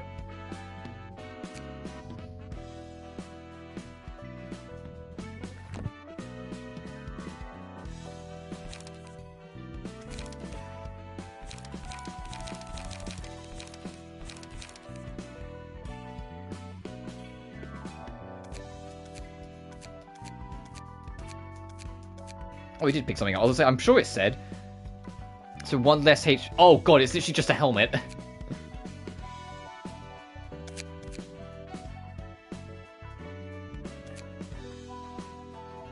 That is... Nah, I'll keep the HP.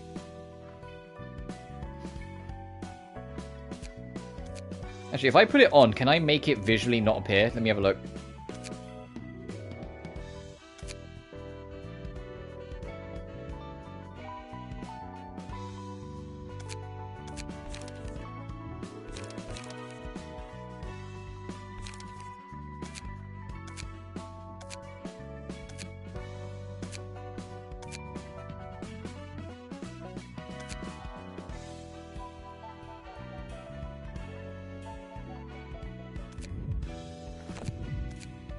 Okay, that looks like not, so for the simple reason of that annoys me, I'm unequipping it.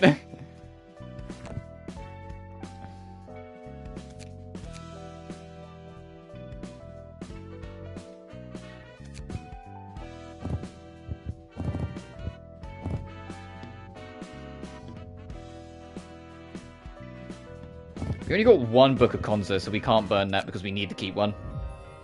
So hopefully we'll get more later. Arnold's page.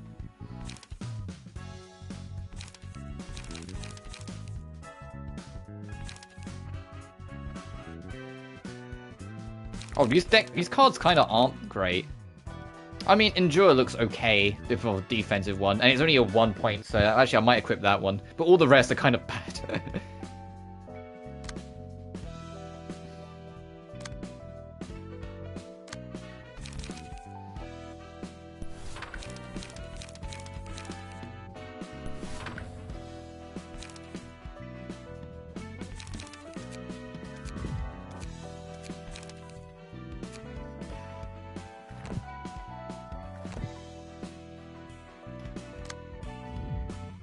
We entered the book of Scorched Girl. Oh god. Sure.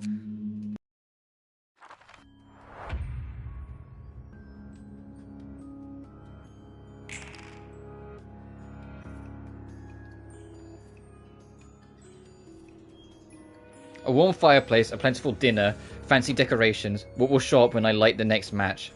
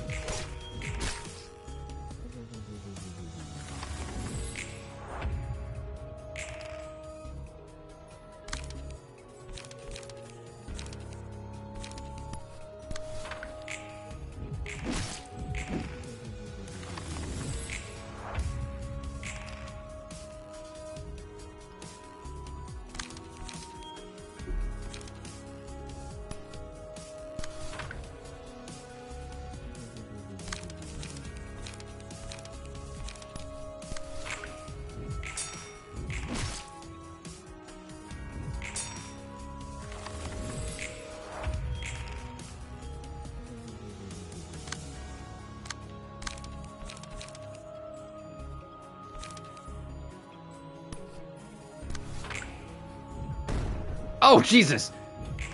She had enough of me whacking her matches. She's like, oi!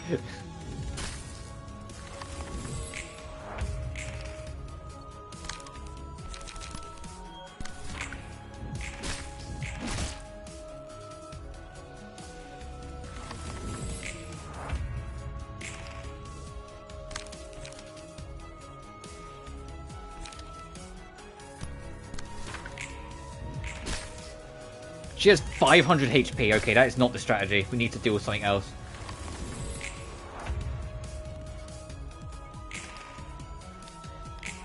I can't do anything. I'm staggered.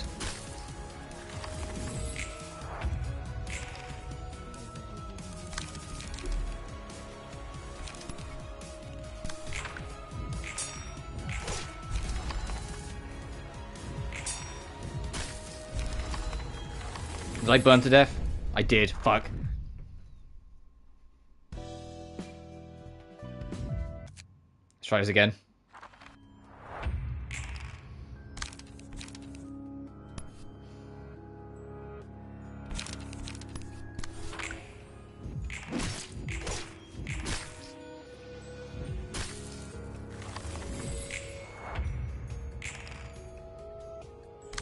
But now I know, don't target the girl at the back. She has 500 HP, she's not the priority.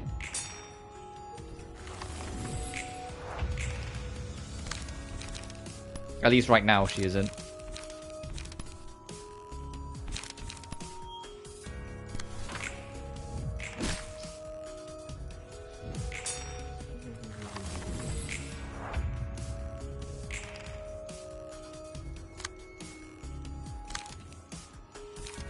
What are you doing? You're dodging and then striking.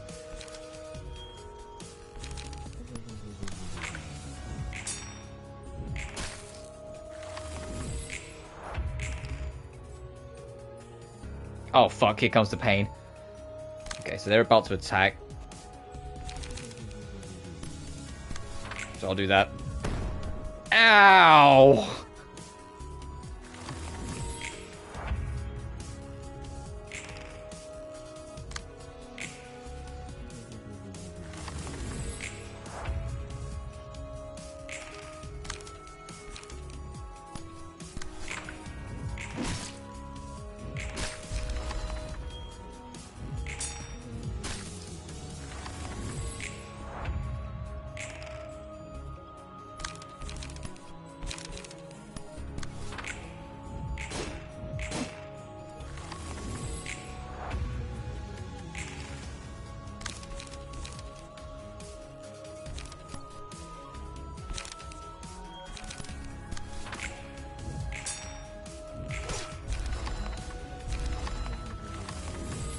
Oh, okay, yeah, getting rid of the matches is what killed her. That was close in of itself, Jesus.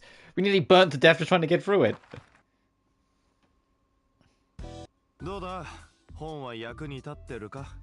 So, have the books helped?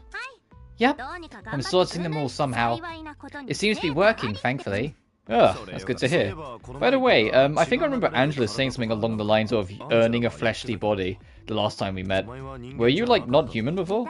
It was like a replacement body, a change that couldn't ever be reverted. So you had a brain transplant surgery, but somehow managed to go back to your old human body here? That's actually pretty impressive, thanks to the library's powers, I'm guessing. Yeah, I think so. You can't let yourself be held back by common sense in the library, huh? I take it that you don't really like having your body back. You didn't seem too happy back then. Oh no, I actually do like it. It's just that this isn't exactly how I wanted things to go down. What did you do in the past then? Yeah, I wonder. What was I in the past, really? You wouldn't believe this, but this is actually my third try at life. The library and its librarians have a lot of history behind them. Third try? Can you come back from the grave or something? It's the accumulated memories of my previous two previous bodies that were carried over, to be precise. My past selves, I never really thought about it this way before. Difficult problem you're facing there. How about your present self? I'm an irresponsible person who let down everyone's efforts. And an idiot who tried to reach for something out of my means and ended up causing trouble, I suppose. Whoa, hold your horses. Let's not get too dark here. Let's just calm down for a moment. Take a deep breath. And let it out. In. And out. Relax now. Yeah, it really helped. Thanks, Roland. I should know better than anyone that it's pointless to get upset over things I can't do anything about. I gotta start with things I can take care of first. Alright, I'll try hard on my work too. Let's take our time with the problem of past selves. Yeah, we got a new assistant. Oh wow, none of these are good. Ashes, when hit, inflict 1 to 3 burn to attacker and gain a buff at a 40% chance next scene. And Footfalls is when librarian's HP is at 20% or lower, do 30% of target's max HP is damage and inflict 1 to 3 burn upon approaching them, then die. Bruh, we're not using Footfalls. Footfalls is like, hey, when you're nearly dead, just take some extra damage on the opponent and then die. Bruh. And Matchlike. The first 2 combat pages the librarian uses after this abnormality page is selected gain the Matchlike status. Whenever the librarian uses a page with Matchlike, gain 1 Ember. Pages with Matchlike become stronger based on the amount of Ember, however they have a 25% chance to damage the user if the Ember is at 4 or higher. Okay, so you get like damage stacks, but if your damage stacks get too high, it could break on you.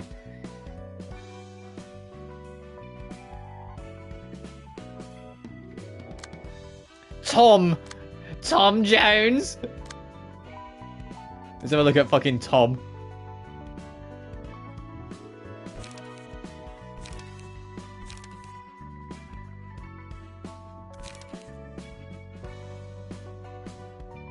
Hell yeah, Tom. What can we give you? Sure, you have that too.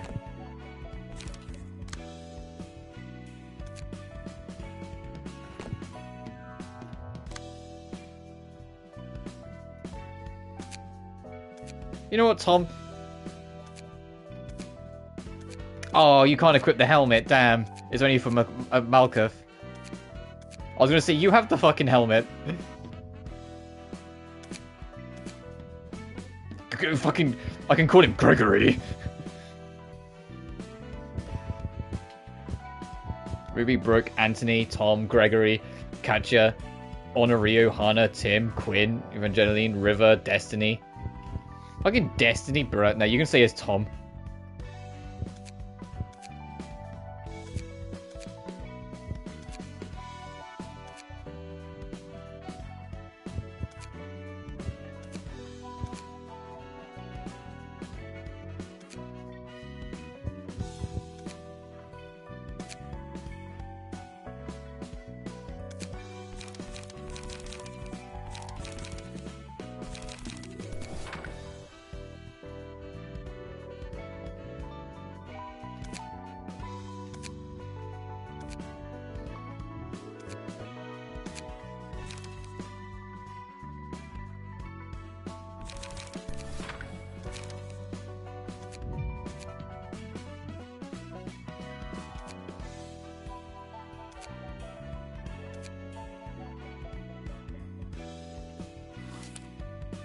Oh, there's no more Brotherhood? Interesting. What more Brotherhood 1, I mean? Because that was the rats. That was Yun's office. That's the Brotherhood of Iron. But I'm surprised there's only one chapter for that. So what's the next faction we're gonna pester / invade? Oh, a different group of fixers, the hooks. My whole body's still aching from the last job. That's lasting longer than I thought. Still, yesterday was wild, wasn't it? Yep, the new weapon you got from the workshop is a real killer, that's for sure. You don't say. You get way too excited with it, and things spiraled out of control. We had to kill 20 more people than planned, thanks to you. Since it was a mistake on our part, we couldn't even get paid for the extra kills. Come on, don't be such a killjoy. You're the ones who went on the biggest rampage in the end. Marcus' muscles are all sore because he had to try hard to calm you down. Well, I'm sorry. I said I'm sorry about it. No need to sweat it. Owe you guys a few things too. I hate to admit it, but Tames has a point. We all should try to cool down our temper a little. As long as we're working as fixers, it's not good to raise more trouble than necessary. Former members of a killer syndicate, now registered as an office and doing fixer work. Life really is full of surprises, isn't it? Our office is a weird one too. Can't believe people like us who accept it. Remember what the boss said. There are so many officers and fixers these days, so standing out from the others is the best way to survive in this industry. Our outfit is also quite radical compared to what other officers have. That's why it's filled with maniacs like us. All we gotta do is kill the targets in the most gruesome way possible, and hang their bodies out in the open. No wonder everyone's excited to join. No different from what we've always been doing. At first I thought it was crazy that an office would do this kind of work, but I guess threatening targets and sending them a warning makes enough sense. It seems to be working well too. Though you've only been getting requests from no-name syndicates and poor folk, this office has a long way to go. It does feel more like a pack of rats than a proper office. Got a message from the boss. Says we should drop by to get new work. Even rascals like those can join offices these days, huh? The whole market's a red ocean. Everyone wants to be a fixer. And that doesn't count as racking yourself over the coals because... Listen, I may not look like it, but I used to be odd stuff, you know. But then things happened and I fell to rock bottom. So what did you do for a living? I did all kinds of stuff, really, doing things within my ability. Is that so? This means you didn't get to do any proper work then? Hello. Hope you're doing well, Mustafa. I always struggle on your name, sorry. Well, we really did teleport in the blink of an eye. Is this one of those singularities? Lots of surprises these days. Greetings, dear guests. Hi. There? What the? She's pretty damn sturdy. How much did you spend on that bud? Oh, they swung at her immediately? Bruh. Yeah, hi Mufasta, hope you're doing well. Or Mustafa, sorry.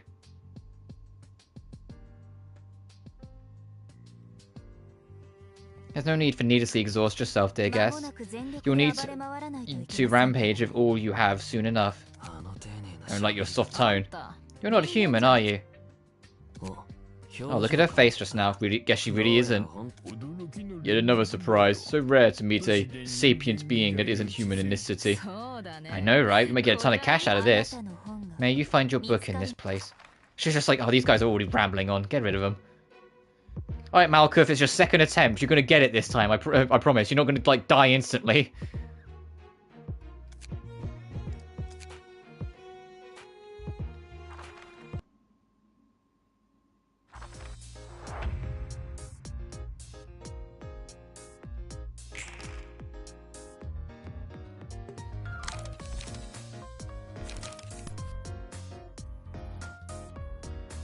I need to get some blunt attacks. I have like, that's like, Endure is like one of the only blunt attacks I have.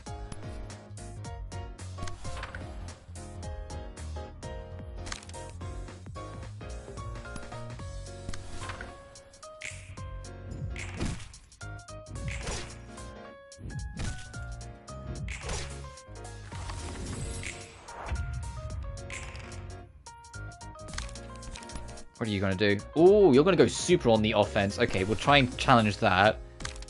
And you only have 2 skill points, so you'll do preempt. There we go. Fucking they're dead. Jesus. And we can just have both of them target.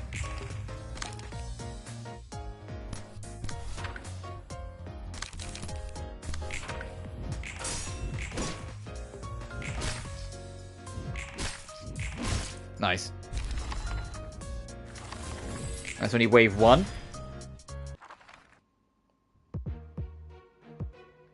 Tien, McCullen, and Naoki. Good roll. Not good hand, Jesus.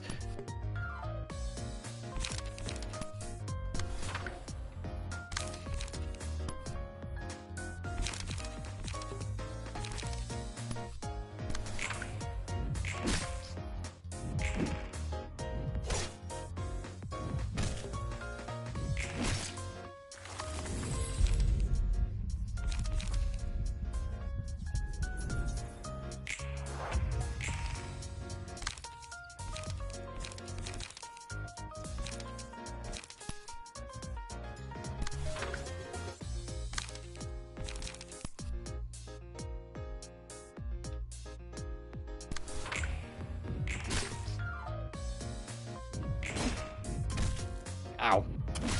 Oh, okay.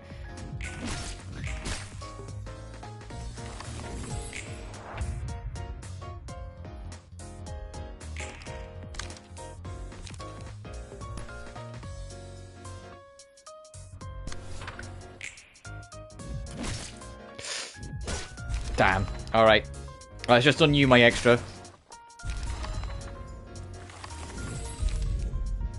Oh, I don't want to take that. No. No. Oh, fuck it. I have to be careful now because I can get burnt every turn.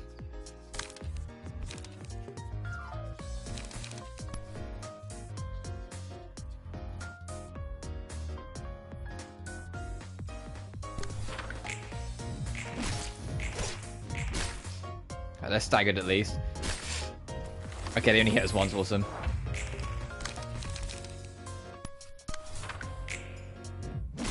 Ow. Ow. Alright, one left.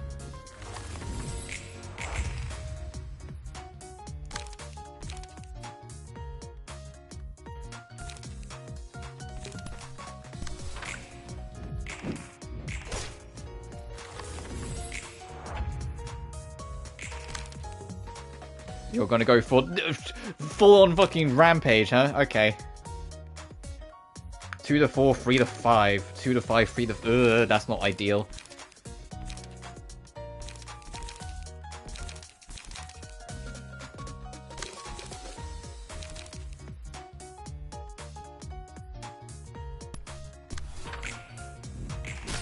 Okay, he's dead.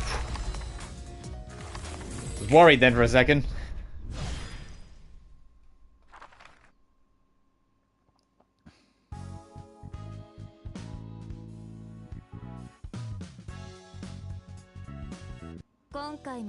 Great work as always. I could learn more about the officers thanks to these guests. I, don't get too bothered by what they say about you, alright? Are you trying to console me? Maybe, maybe not. I don't really care if you're actually human or not, you see. That's refreshing to hear. It's been quite a while since I heard such words of comfort. From even one person, too. Well, we're in the age of humanity, after all. Age of humanity? What does that mean, exactly? Don't stare at me too hard now. I don't know all the details either. At some point, intelligent or sapient beings that weren't human were actively driven out of the city into the outskirts. I'm not too sure why it took place, but the Artificial Intelligence Ethics Amendment was introduced as part of the movement. It was already possible to create machines capable of feeling emotions and desires, actually. Those that are pretty much human, in other words. I guess that was the problem. Thanks to the AI Ethics Amendment, no machine could ever be made to resemble humans, including replacement bodies. Though there seems to have been a few exceptions. It is as they said, I'm no human. I'm a machine, an artificial being. To be precise, I was designed using a human as a template. Only a fraction of her brain was used in my creation. So it's not even a human brain resting in the robotic body? Not at all. I'm purely a machine. What about that fraction of human brain you mentioned? It was only an electronic copy of a map of her brain. My body is entirely composed of mechanical components. I had a feeling. And it looks like you've been living under a rock your whole life, seeing how you're oblivious to the workings of the world. You gotta be extra careful then, especially if you're planning to leave here someday. You're a sapient android with emotions and desires. Your existence is most likely a complete violation of the AI Ethics Amendment. Their heads scarily good at spotting anomalies like you. Alright, in case you don't know, the head is basically a bunch of shady creeps that rule over the entire city. Though we probably won't ever get to face them. Anyways, this whole library is at a huge risk in the first place. The librarians over here also seem like they're humans but not really human at the same time. It's just as you say. I was designed to feel emotions, and I spent what felt like an eternity on a stage repeatedly performing a play that never seemed to end. And when I thought it was finally over, turns out it never really ended. Gotta say, whoever created you must have really been something else too. I don't know what motivated them, but breaking the rules designed by the head itself takes more than just guts. No one can escape the head's enforcement. They did all eventually die. But the library will be safe. It has to be safe. It's like a birdcage. No one is free to enter, and no one is free to leave. Again with that dreamy speech you despise so much. What do you even mean by that? I will leave this place one day, take revenge on all things that made me into what I am, and earn true freedom. I don't care too much either way. And that's that, and this is this. Let's see. This guy Yasod from floor 2, patron librarian of technological sciences. Hey there, name's Roland, Angela's servant. I am Yasod, the patron librarian of the floor of technological sciences. Is it just me? Or is this a cold and piercing stare I'm sensing? Feels kind of different from Angela's, gotta say. He looks like your younger brother, Roland. What now? Don't tell me. Are you one of those types that resorts to violence when someone talks crap? Your necktie was loose. Oh, thanks. Guess you're a nice fellow after all. Tell me, why do you comply with Angela's orders so meekly? Well, mostly because I have no choice but to help her. Now that I think about it, Malkuth didn't seem too fond of Angela either. Is it a trend to dislike her or something? It's obvious that we wouldn't approve of her. Angela. She utterly crushes our hopes at the very last moment. Sounds complicated. Why are you working for her as a librarian then? It was part of the deal. A deal, huh? I guess that deal is also why most of the floors of the library are locked off and the librarians there are asleep. Boy, I'm not a fan of convoluted stories, especially if it involves sentimental stuff. Anyway, both you and I are obligated to help Angela now, aren't we? That is true. Then let's give it our best shot then. Put her there. What is the meaning of this? A handshake? Duh. Never tried it before? You know, that I look forward to working with you kind? Come on, lighten up a little. If we can avoid it, we might as well enjoy it. Supposed to get you books like I do with Malkuth, right? Indeed. My role is to collect and sort books about the technological sciences of the city specifically. Since it becomes clear that we are both well aware of our occupations, kindly take your leave now. Fine. About to anyway. Alright, now we got the floor of tech science. Trophy unlocked, Life and Death. Reached the rank of Urban Myth. Chapter 2, Urban Myth. They do not have the time to think about the terror at the end of the song before the setting of the sun.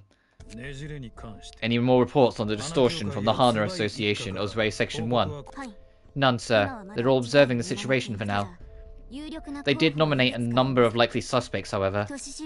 So far we have 2 urban plagues, Laundry of Dreams and Yesterday's Promise, and 1 urban legend, the Church of Gears. The investigation hasn't been going too well, is it? Oh, and the library, a recently appointed urban myth, is also on the list of possible sources. Oh yeah, the library is becoming more known because we keep on luring people in and killing them. So even the higher-ups are clueless, aren't they? Seeing as they're throwing out random guesses now. I'm starting to get used to sorting out books now. Tell me, why are you helping me so submissively? What? Remember when you said you'd kill me if I don't cooperate? Because I sure do. And I can't leave here by myself either. Although you don't appear to be motivated by fear. I've seen quite a lot of people crawl along the floor, stricken with fear and terror. Judging from my past observations, I doubt you're helping me simply because you're afraid of dying. What the hell were you doing in the past? To be honest, I have a few things I want to know about this place too. Such as, you said you want to get one perfect body as you're gathering books about the city, right? Sorry. I figured I could run into some fun experiences if I joined you on that journey. I don't have a whole lot to do out there anyway. I'd go back to being a washed-up fixer, scraping at the bottom of the barrel again. And there is one thing I've been meaning to figure out more than anything else. I'm hoping I could maybe find an answer here one day if I stick around and help you out. We have a coincidence of interest, I say. Sure, as much as I exploit you, you're free to make use of me. Try to be careful about it though, a careless attempt could seriously get you killed. Yeah, sheesh, you're being way too vicious with words. Just what made you so sharp? You'd better not pry into my past any further. I already feel like slowly melting your limbs this time. Fine, jeez. I have a question, ma'am. Do you take questions, ma'am? What is it now? Make sure it's an appropriate question. I did warn you already. What's up with the librarians here? They don't really feel like real humans. But they don't seem to be machines or artificial creatures either. Entities called abnormalities and employees, both of which were thoroughly exploited by the facility that once stood upon where we are. Oh, is the library built on top of what was once the Lobotomy Corporation? Once again, for those who aren't aware, this is technically the second game of a trilogy. But you can play all of them individually. It's just more like slight references here and there you might not get. Because that would explain, because the Lobotomy Corporation had a lot of like creatures and monstrosities within its bowels that being converted into humans from unknown sciences. Yeah, I can see that. They're just like me in that sense. Originated from humans, taken advantage of, and abandoned once grown out of use. I don't know. What you're doing with them now still looks like exploitation. They were broken. They couldn't even sustain a stable form. And their existence was so fragile that they could fade away at any moment. They're barely kept together as I've bound them to a physical body and a book. And I can do that for them. All I can do for them now is find the one book that will free me and the librarians. You're going to release the librarians? That's the only way for any of us to leave, you know. I used the same kind of power to reconstruct your body. Just remember this. As we collect numerous books from our guests, we will eventually reach the one absolute book that contains everything.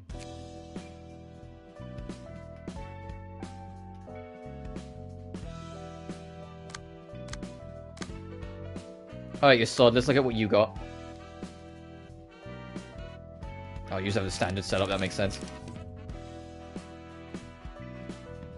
Oh, actually, before we do this, I should burn books.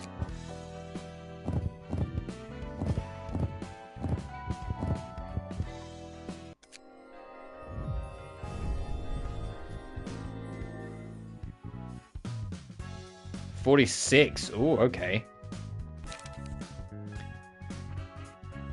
Go in first. For the scene, take X damage to subtract a third of the stacks each time an offensive doll rolls round up. Oh god.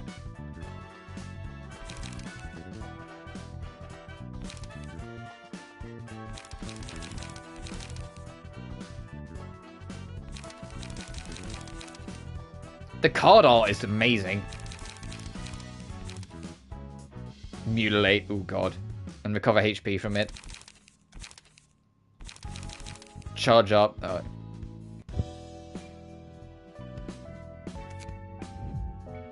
You can now send general invitations. General invitations are sent to unimportant guests who won't lead the plot. However, they can be resource upgrade library. Side quests, got it.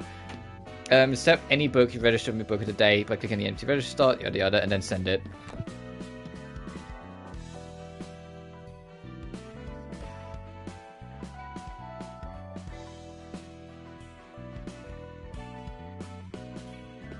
So yeah, now we're on chapter 2, which is Urban Myth.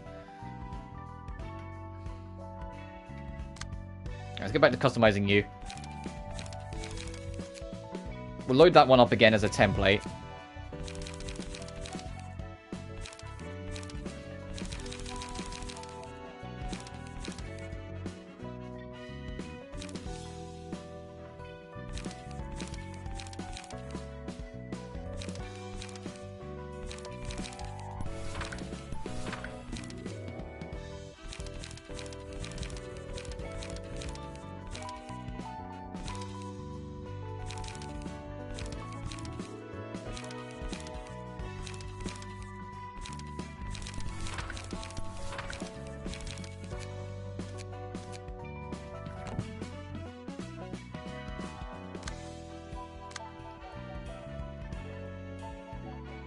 Okay, so to advance that one, we need to get to Urban Legends. We need to get to chapter 3.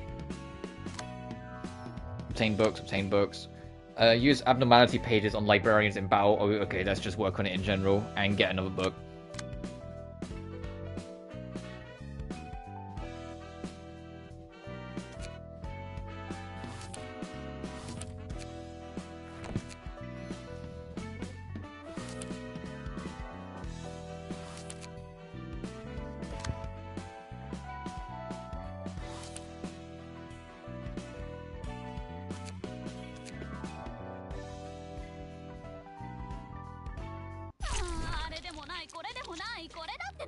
Chef de cuisine, Pierre. Nope, not this. This won't do either. I can't seem to find the one that strikes me with inspiration. Hey there, Pierre. Brought you some fresh ones this time. They got bruised a bit too hard, but they're still breathing. What, busy developing a new dish? Welcome, Jack. Dishes are one thing, but we're running way too short on ingredients these days. Luckily, I have my reliable friend Jack here, so I won't have to worry about that for a while. What happened? The musicians of Bremen say they're no longer selling ingredients to us. These freaks are always unpredictable. What about little piggies then? Same deal, stop trading with us. We'll have to do this the old way, you and I, together. I'd love to, but we can't go to our usual spot anymore. The Zui Association is safeguarding that area now. Then we should pioneer new supply chains. While we're at it, I want to be more experimental with new ingredients. I've been only using the young ones for far too long. Oh, that's unfortunate. I'll miss the pastry hand pies that you make. You'll have to deal with it. Unfortunately as it is, since we've lost several vendors that used to provide quality meats for us, sticking with our conventional dishes won't cut it. Gourmets will surely notice the drop in the quality of our ingredients. You're aiming to become one of the 8 chefs, right, Pierre? That's right. The 8 chefs are the brightest of the stars of the city that shine over us. They never fail to present us with stunning and sensational flavors. What kind of new ingredients are you looking for? Aged ones should be easier to get through their meat, though their meat tends to be squishy. It's not everyone's favorite, but some like it. I'm not looking for a compromise. I want a taste that differentiates us from other restaurants. Ever heard of the library? I heard monsters live there. It may still be an urban myth, but monster meat is usually hard to get to unless we travel all the way to the outskirts. Oh, now that is promising. Isn't it? I got an invitation from the library some time ago, see? I'll surprise the gourmets with a dish that's so stimulating and novel, it could even rival the 8 chefs themselves. So, Jack, you can just count on me to follow my lead, understand? What are you going to do with the ingredients I brought today, then? Oh, let's turn them into jam. We're boiling them alive, so put them on drips of anesthetic and repressor and store them in the needler. Meat jam's nice. I knew you'd love it.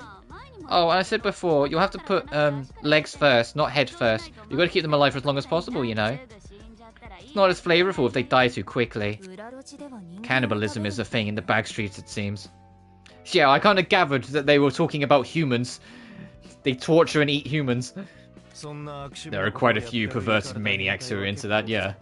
But it's kind of a taboo, even in the back streets. You certainly can't go around saying how tasty human meat is. It's actually the wealthy folk who consume human meat the most. However, the back streets of District 23 are an exception.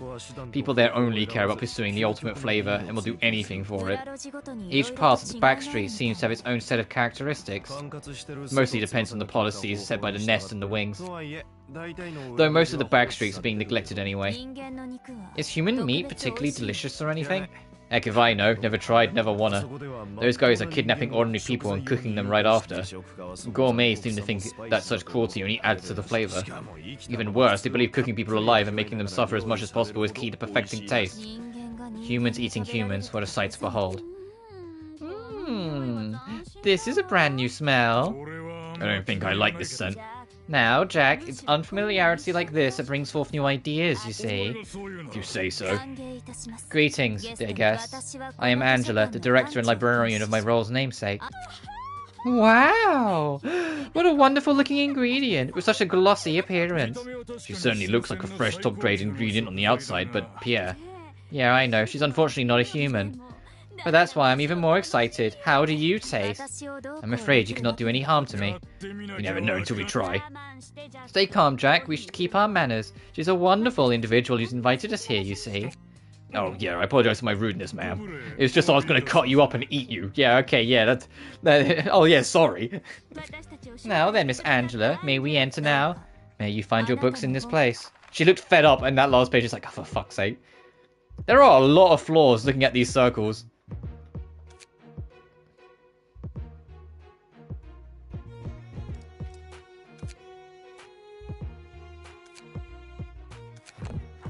Oh, I just realized I never actually... Hang on.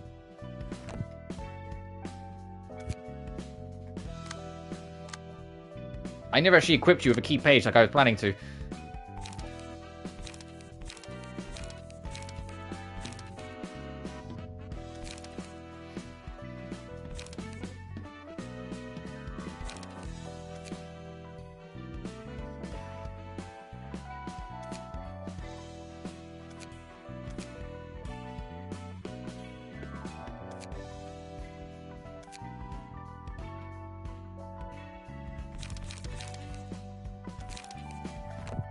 Whoops.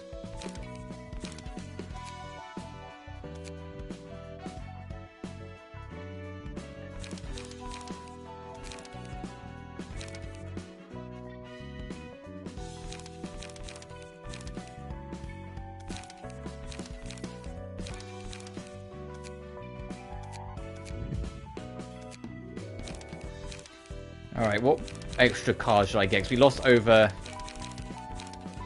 commandeering. I'll take one more focus strike.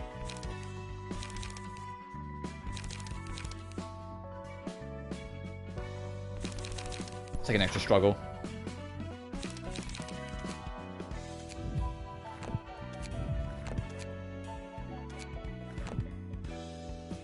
Right, now I'm ready.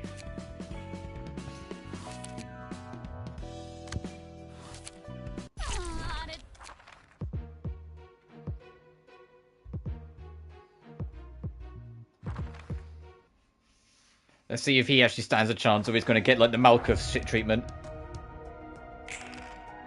Oh, that's a very fucking low roll. Ugh.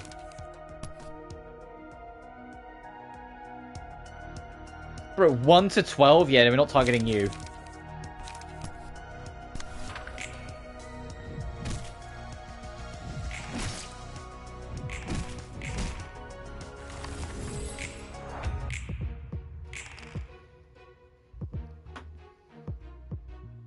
How do I build Gene for HP for healing? Oh, that's a question that you've just thrown at me for a character I don't really use.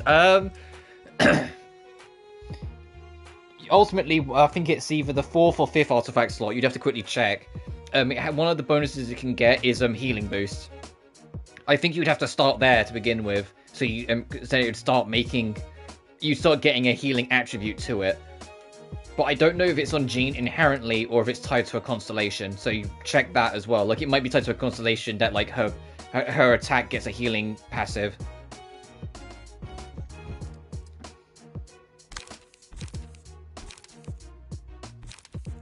I want to say it's the 5th slot that becomes healing boost. But it also means you're giving up crit if it is the 5th slot, so also be wary of that. If it's not and it's not in the 4th slot, then you're giving up elemental damage, but that's not as bad.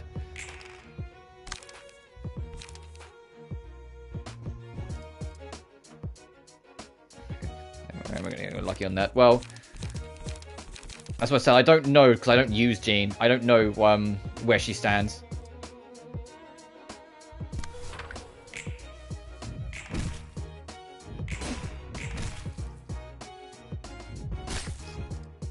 God, these enemies are dangerous.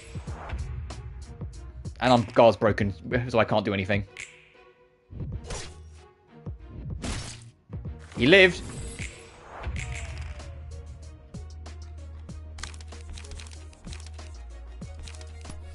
And the music's picked up because we've gone up a warning. Because we're almost certainly going to die this turn. Yeah, there we go.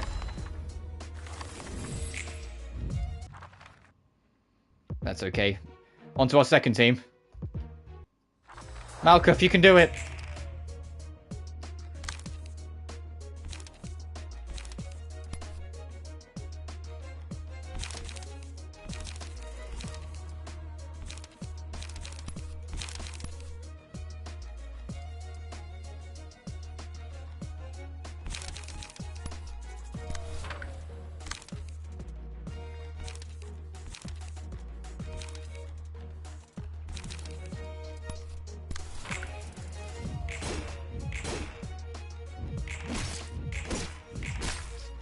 Okay, nice. You've got a little damage in. Take ashes. Always take the positive.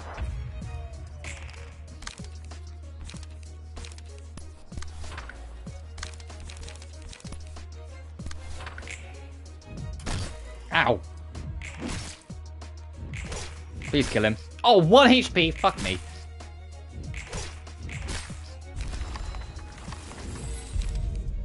Okay, he burnt to death. Okay. Matchlight. You have matchlight. We're going to hopefully finish this fight this turn, so that's not the end of the world. What is she doing? She is going to attack twice, but there's no chance in hell you're going to guard it with light defense, so we will... Actually, no, I will, just because of the extra attack. Oh, you managed to get away with one of them. Nice. Kill. Nah. But at least our guard's broken, so we can just have them.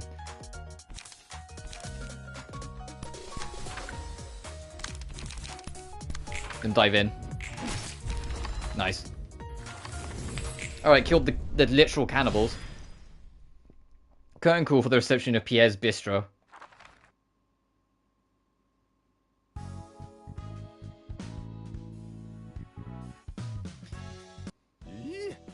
Ugh, what a bunch of nutcases. It's not best to interact with the likes of them. At least they were more well-mannered than you. Well, here's a word of wisdom for our still naive Miss Librarian. If you meet a polite and well-mannered person in the back streets, run for your life. Not all lunatics are polite, but polite people tend to be lunatics. I'm not sure that has anything to do with politeness. And here's another word of wisdom. Lunatics always exist in any given group of people, so there's no point in using any criteria to divide people into groups to see which is more insane. What a load of bull.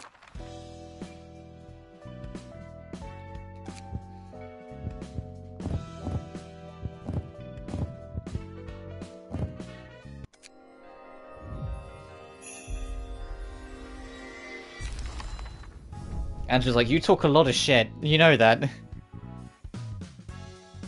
Oh, damn, we're getting some good shit now. Jack 50 attack, 25 stagger. And Backstreet, 47. Let's have a look at what these caps are. Appetite.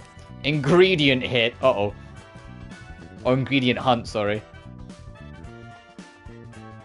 Also, I can cook anything. That looks terrifying. Oh, guaranteed 4. That's a good card.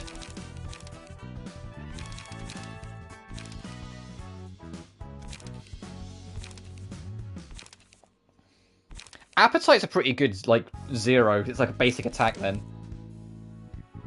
But yeah, what's cooking prep? Cooking prep's pretty good too. Cooking prep, I can cook anything, and ingredient hunt are kind of like the big ones I'm keeping an eye on.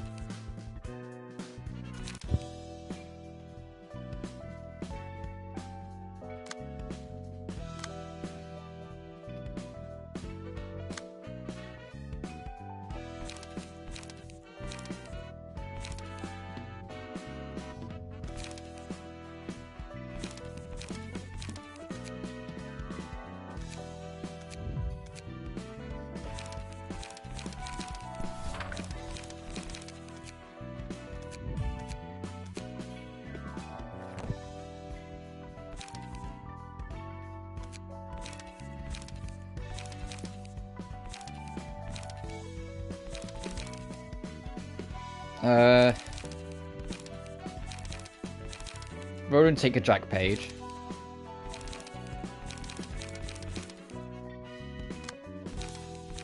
Yuri, take... Oh yes, you can keep what you've got.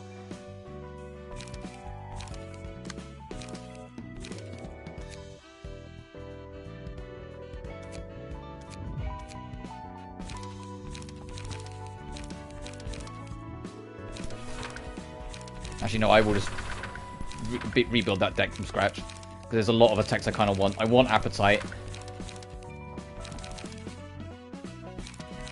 I kind of like Bite Off. Keep It Fresh is hella defensive, but it is risky. I do want Cooking Prep. And where was that other one I said I wanted? I can cook anything.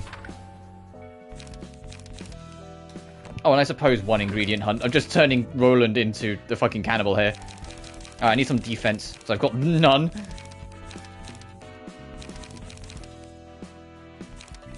Endure.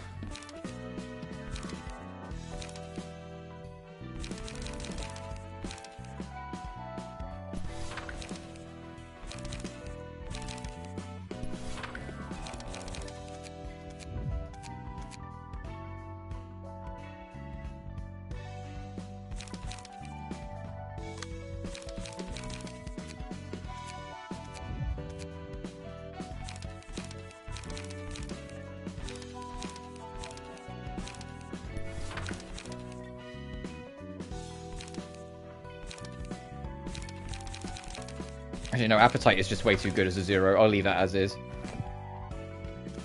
Alright, then Malkuth. Hey. Hey, baby girl. You little gremlin, you. Take the other's Jack page.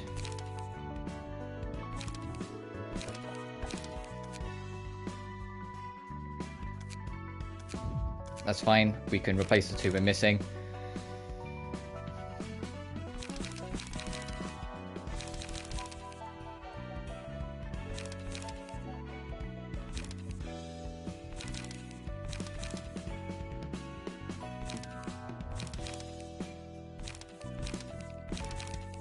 Take 1 struggle. And take 1 focus strike.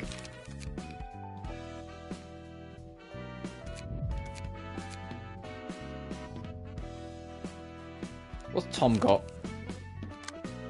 Oh, he needs something. Alright, you can have Pierre.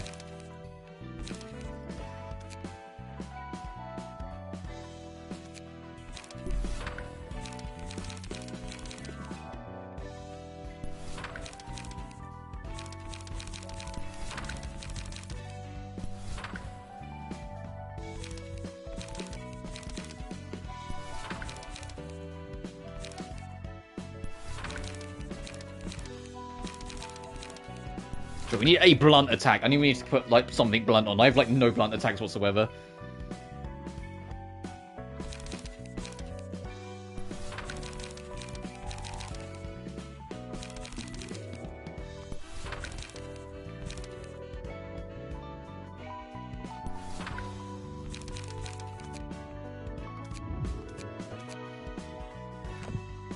There, all the squads are organized. Oh no, we wanted to do the Yesod's test. Alright, Yesod. I hope you're not terrible. Right, what's this boss gimmick? Other than the fact he has 100, like, okay, he had 100 health for a second now. Not sure what happened.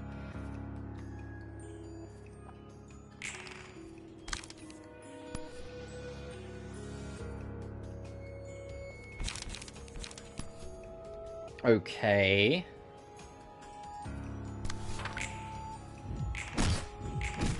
Oh, he's a bulky bitch. Okay. He's going to defend again.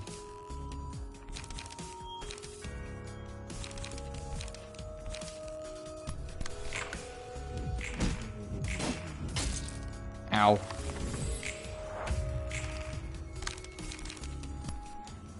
Oh, okay. That one is annoying. That one is threatening. He's going to win. He's gonna win these fucking hits regardless. Okay.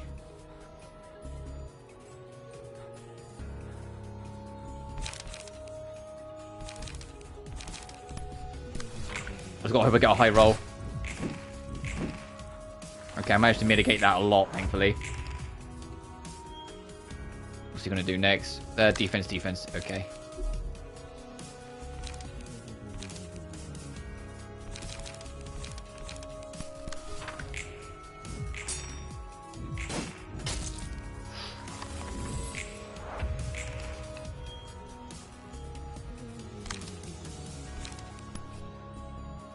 He's doing the bullshit again. Okay, I'll do endure instead. Oh, bitch. Okay, that's not gonna hurt. Yep. And he's gonna get a free turn after this as well, so we might be fucked. That was a really unlucky roll. We might be fucked. Yep, we're fucked. Alright.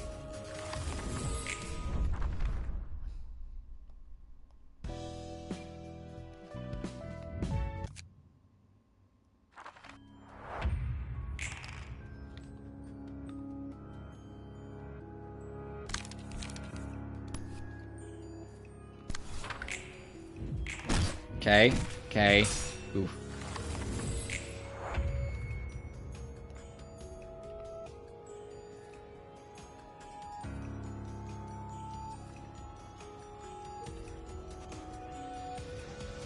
Surrender.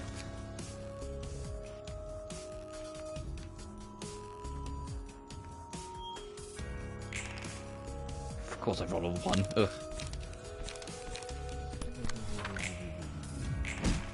Nice. Nice. You still won, bitch! And this one's his big attack, right? Yeah, the rampage.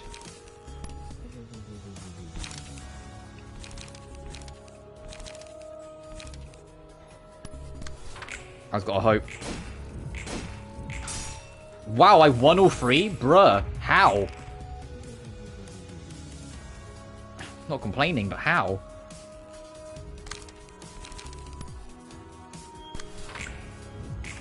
Nice. Nice. Nice! Alright, he's staggered, so we get a free attack.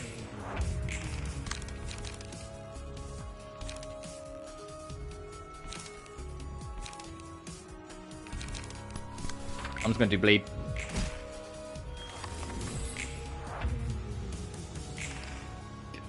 Oh, fucking Rampage is coming again. Okay.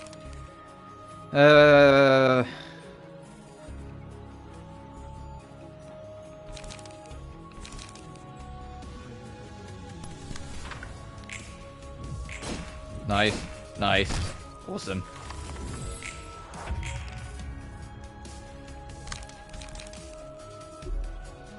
Oh, I only have 2 skill points. Fuck.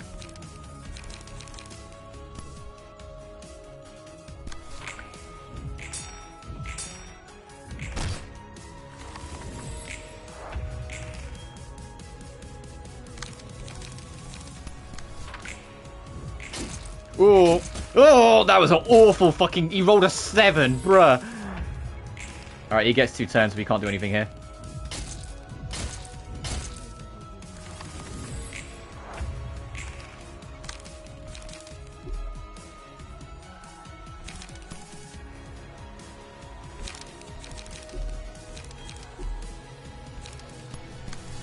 This might be game over. Yep. We got close to that time. We got really unlucky with him rolling a natural fucking 7.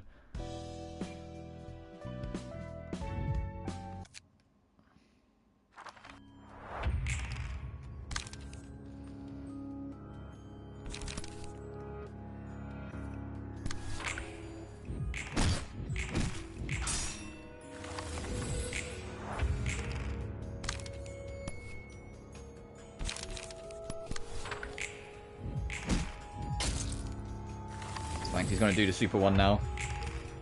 Right? Yep.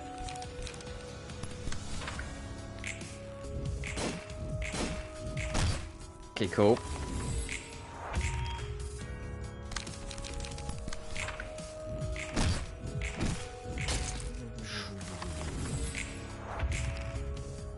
Is he doing another one already? Bruh.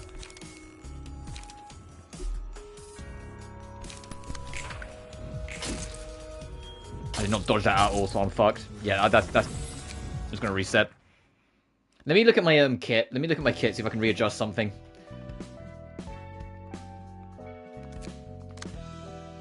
Hey, buddy. Something's got to change.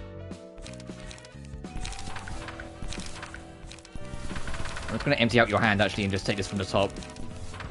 No, I don't want light attack. I want appetite. Thanks.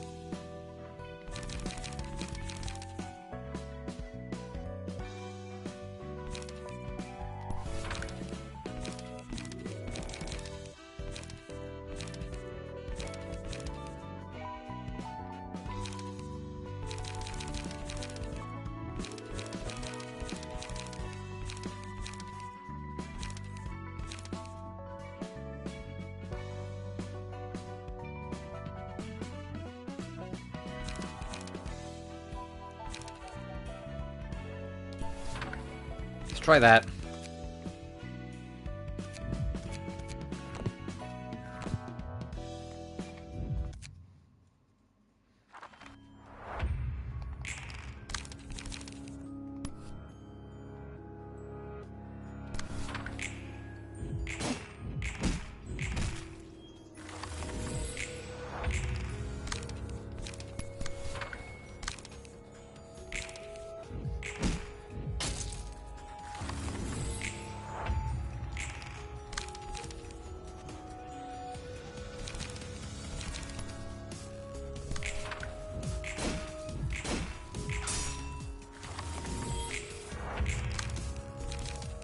Two versus 4. Okay, fuck you.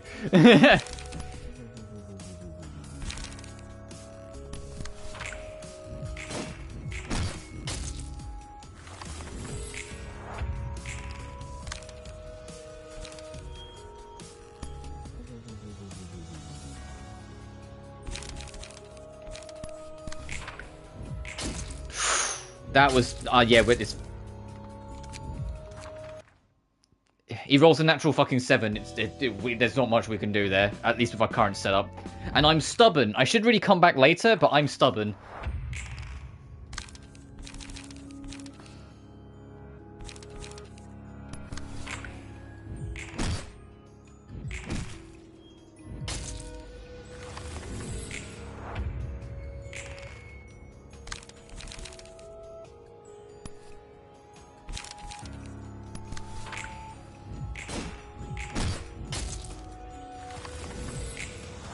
Now here comes the threat.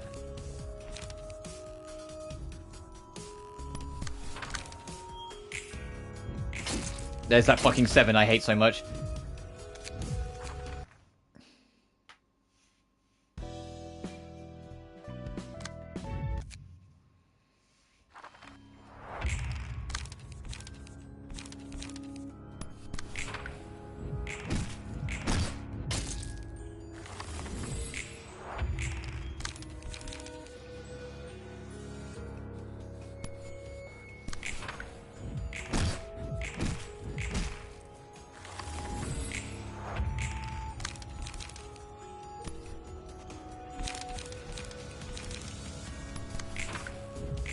There's that fucking 7! Stop rolling a 7, you bitch!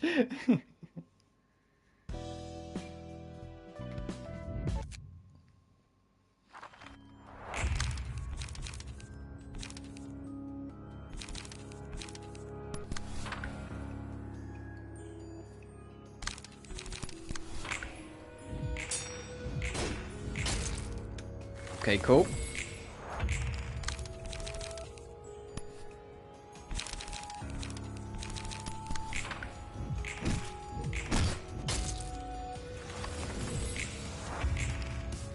Okay, now the special comes. We just have to endure. That's all we got. Still got the guard break, but hopefully we'll live.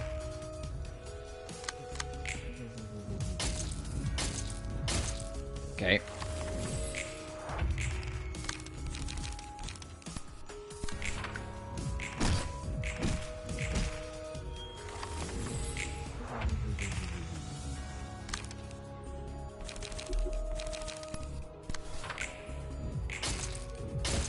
Yep, we're dead. Oh, this bitch. This bitch, dude.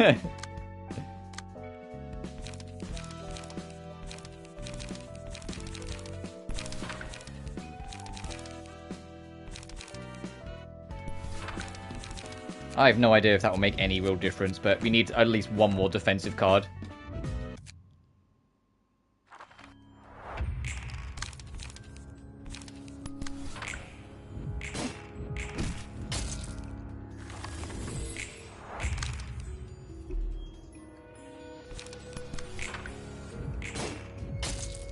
Did nothing because we tied. Great.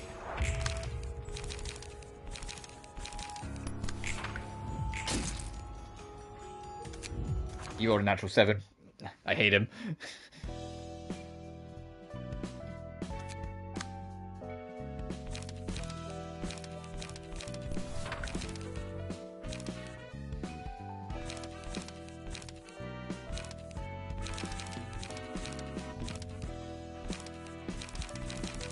Do I have another struggle? I don't, Nor do I have another endure.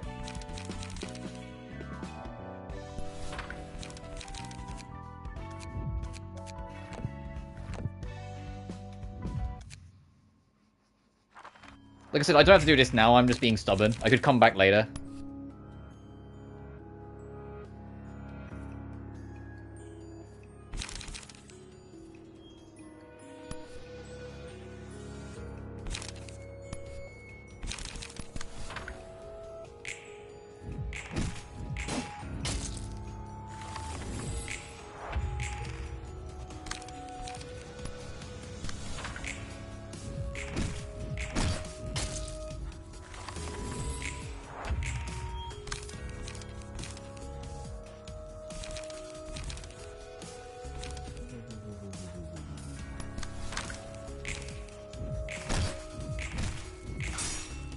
Nice. Managed to get a good combo there.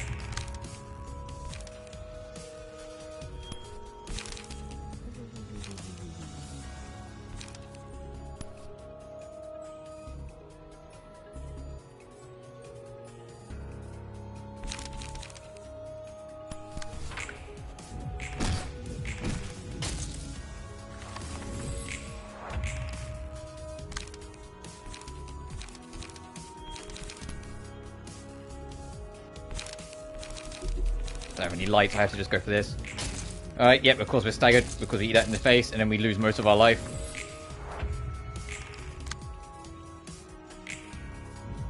And then he wins. We're getting closer. Can I put on? I know what card I want. I don't know if I have a second one though, so I need to check.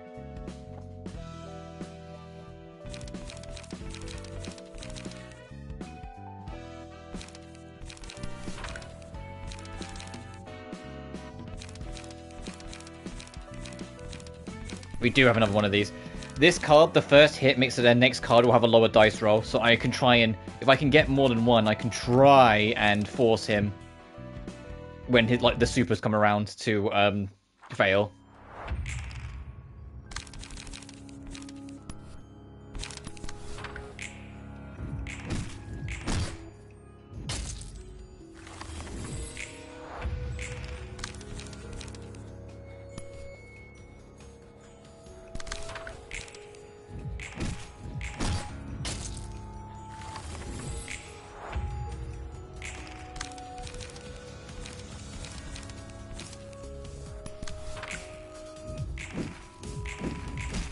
Yeah, I forced him to have lower rolls then, because I took off a point because of the fend. So we just need to hope we pick up another one.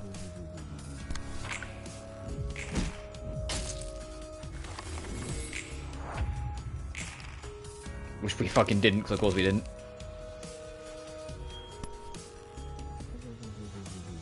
Alright, focus strike, but I hope he doesn't fucking get a 7. Nice, we staggered him, right, we're good. We win. That's all we needed, bitch. That's all we needed for him to not roll a fucking 7. Suppression of a forsaken murderer. That's all we needed was for him to not roll a 7. Damn. Check out how orderly these books are organized. The compulsion is almost scaring me at this point. Your clothes are still slovenly. You straighten Ronan's attires again. I appreciate it, but it feels kind of awkward to be honest. Proper attitude of the mind begins with a well-conducted body. Well, I guess I should say thanks. What is your business this time? Nothing unusual. Got some books to deliver and some questions to ask. Heard from Malka that the librarians here used to be humans a long time ago. That true? It is. Were you all seasoned brawlers in your past lives then? Like the ringleaders of syndicates? Although my intuition is a fixer is telling me otherwise. Your observation would be correct. None of us lived such a violent life. Save for a couple exceptions, that is. I knew it. How are you so skillful at dealing with guests, though? It's thanks to the books. We gained the power from previous guests through their books. Oh, so that's why you guys seem to grow sort of stronger with every book I gave you. In the library, books act as a source of power. Emotions can do the same. Through the books, we can imbue our own bodies with the senses and strengths that were engraved in other bodies. Moreover, the library can amplify the emotions of its denizens. It acts upon visitors and residents alike. Wow, these books are a lot more impressive than I thought. Heck, they might even be better at the surgeries and tools most workshops have to offer. Information is one thing, but this could be a real moneymaker. You think in Sakura terms. Call it a pathetically tearful survival instincts of a man who's lived most of his life in poverty, will you? Anyway, that's all for my questions. Thanks for your kind answers. Don't mistake this for kindness. I do not particularly think highly of you. You're nothing more than Angela's little lapdog. What? Hey, that's rude! You know, I didn't take this job by choice. Does that necessarily exempt you from the guiltiness, however? Now, if you're done with your errands, kindly take your leave. That little piece of shit.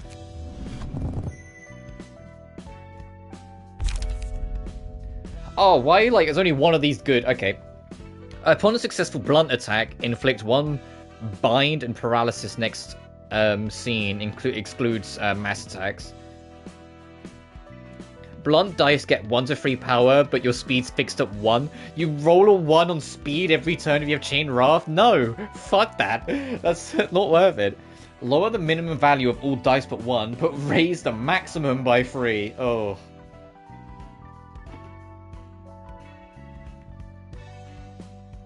Alright, you have a new party member now, right? You have Ruby, and you've got emerald hair.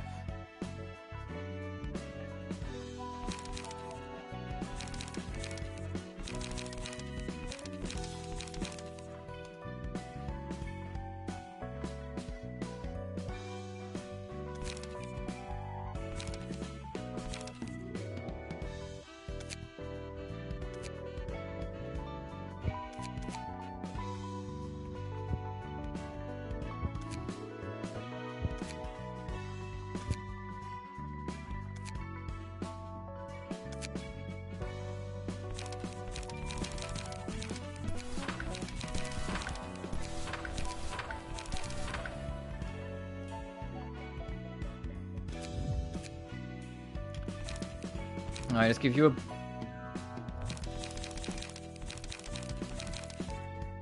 Oh, you have Mo's page from when we previously used it. That makes sense.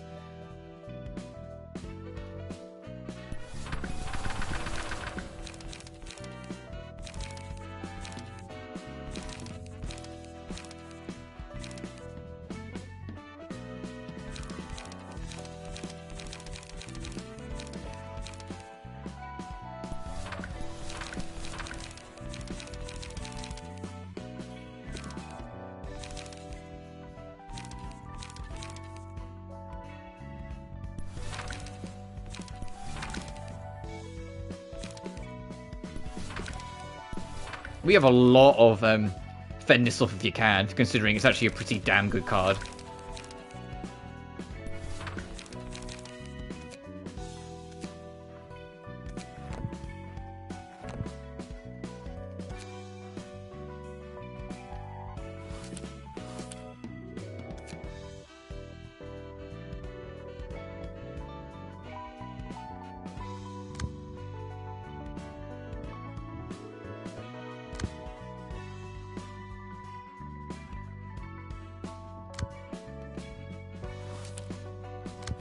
Oh, you have to have both. Oh, okay, that makes sense. Why is our office so unpopular with clients? Our office is officially designated by the Zwei Association and is an affiliate too.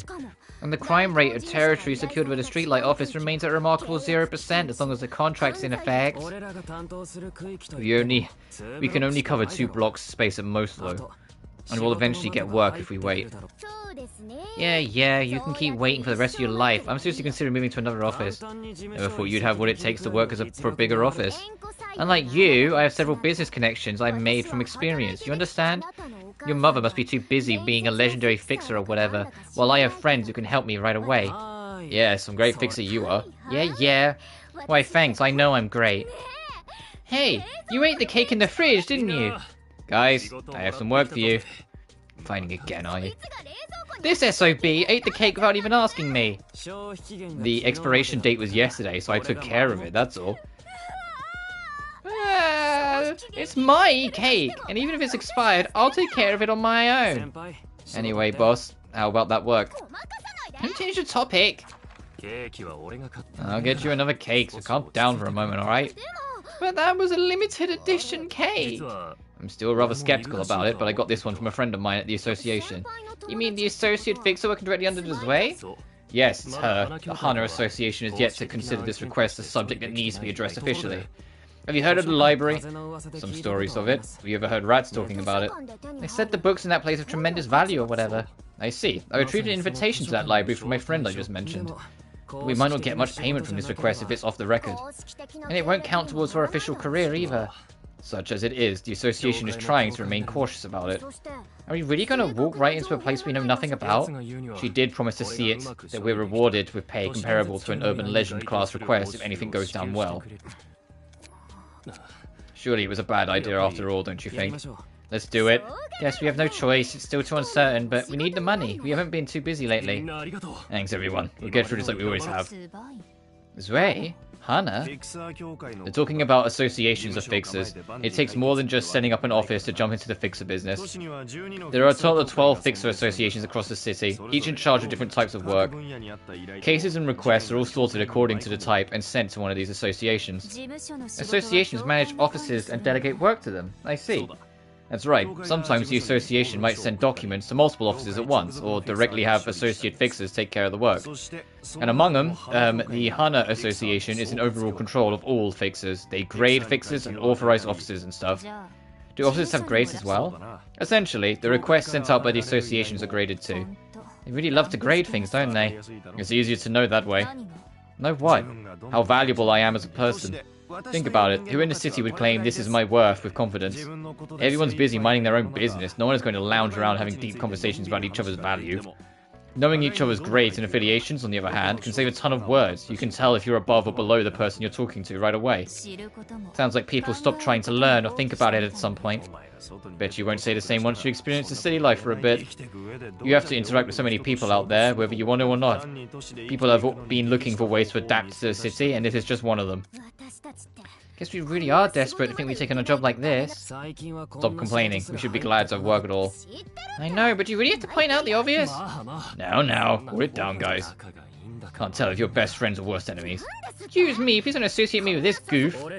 Certainly don't want that either. Alright, let's have a feast at Julie's restaurant once this is over. Tabs on me. Yeah! Greetings, dear guests. You seem to be well acquainted with each other. Who are you? Prepare yourselves. There is no need to be so wary. Your ordeal has not started yet. I am Angela, the director and librarian of my role's namesake. Nice to meet you. I'm Sun from the Streetlight office.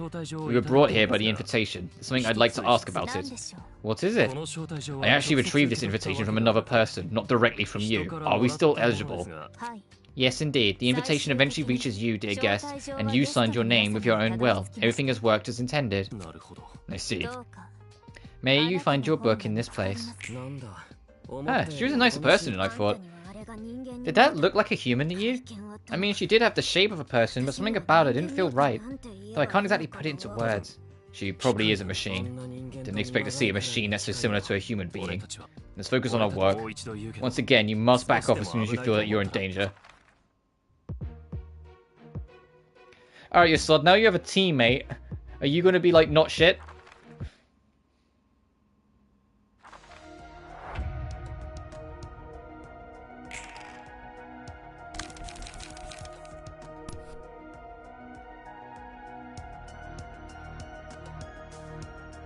Oh, I like this track.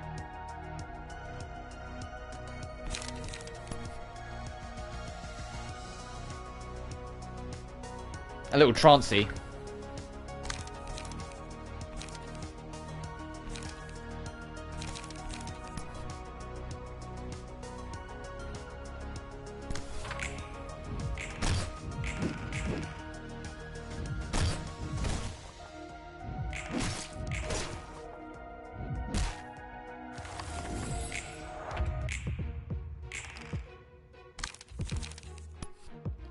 You always go straight to first warning. It's like, no, please, just make me have a turn where the game's like, yeah, you did good. Every single time the game's like, Every single time the game's like, I don't know if that was a good turn.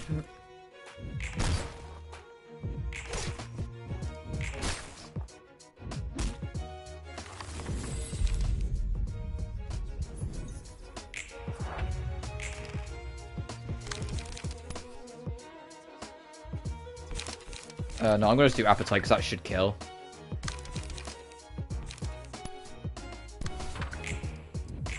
Nice. Oh, he retreated by the looks of it. He didn't die.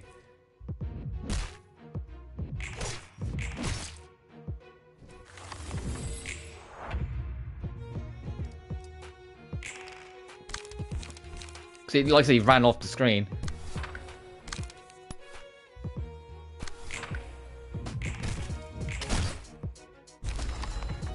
Oh yeah, he died. So the leader ran away, but he died.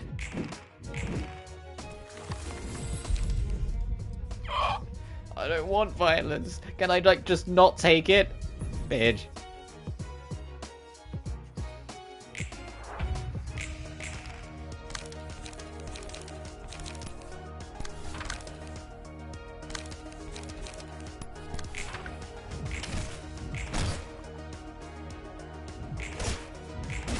Okay, we're good. She ran away too, so only Mars died. By the looks of it.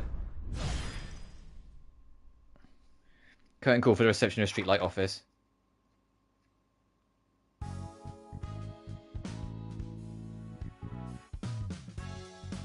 They're still rookies. It's not a good idea for fixers to form such tight bonds with each other. Well, I guess this will be a lesson for them. You talk as if you're used to all this. Oh, I've already grown past that phase, and some more too. Forming bonds aren't bad per se, but there's just too much risk associated with it. The real deal fixers know when to cut things off. You mean to keep enough distance from people so that you won't feel hurt from their losses? Yep, it's just ironic that people who aren't even mentally prepared to face death are applying for a job that involves killing in the first place. Literature, huh? This will be the most unfitting category for the city. Hello. I'm Hod. I'm in charge of the floor of literature. Hey, I'm Roland. Helper of Angela in several ways. I see. Don't tell me, do you also happen to hold some sort of grudge against Angela? I'm not at all friendly towards her, that's for certain. But we made a deal with her, so we're obligated to help her without complaint. That's why you're obliged, not obligated. Oh boy, future ain't looking too bright. Everyone's got a problem with Angela. What the heck did she do to deserve this rep? She's done something unforgivable, just like I did in the past. I still don't know a whole lot about this place, but I can see one thing. Something's terribly messed up with the library and its staff. Can all of this even be resolved at some point? I can't answer that for sure, but you'll get to see the result. After all, there is a clear end to this deal. If you follow Angela along her journey to the end, you will find out. This is frustrating already. I have guests to receive and librarians to take care of. Can't we be all good friends in the library at least? Among the books you bring, I'll be sorting those about the literature of the city. As we collect more books, you might be able to find answers to your questions, whether you like it or not. Finally starting to get why Angela hates roundabout speech so much. Alright, fine, I'm going to dig into the bottom of this mystery now that I've gotten into this mess. Good luck, Mr. Roland. Alright, thanks for your supportive words, Miss Hod. We now got a fourth party. We got the literature floor. We got Hod's floor. Alright, Hod, this is like what you got. I am going to wrap up pretty soon. Like, I might do like one more fight. But I hope you guys have been enjoying this. I genuinely enjoy this game. It's addictive as shit. The deck building. Whether that means I'm going to do another part on it or come back to it, I don't know. Eventually I will. Potentially. It's because I am enjoying it and I want to. It's just a matter of when.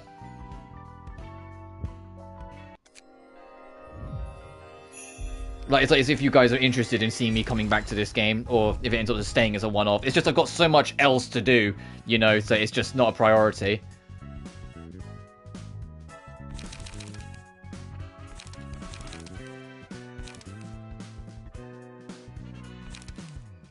Non-stop assault. Oh, non-stop assault could be nice.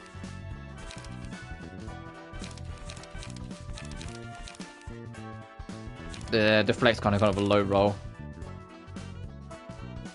Non-stop assault and fleet footsteps by the looks of it.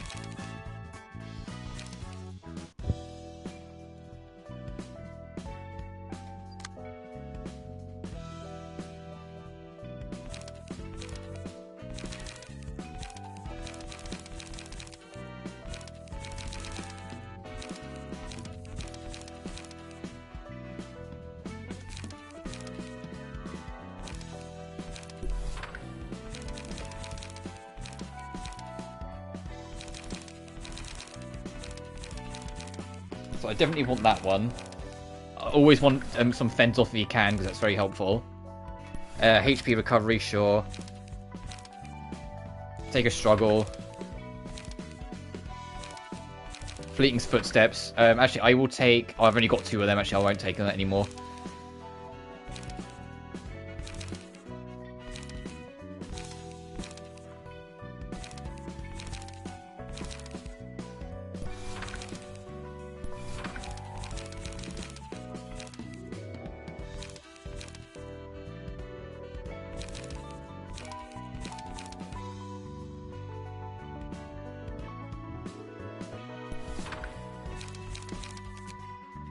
I can see why they give you so many slots. There's a lot of decks you can build and like keep on top of. I'm probably not going to use HOD because we've learned anything over previous runs. When they're on their own, it's just not sustainable right now.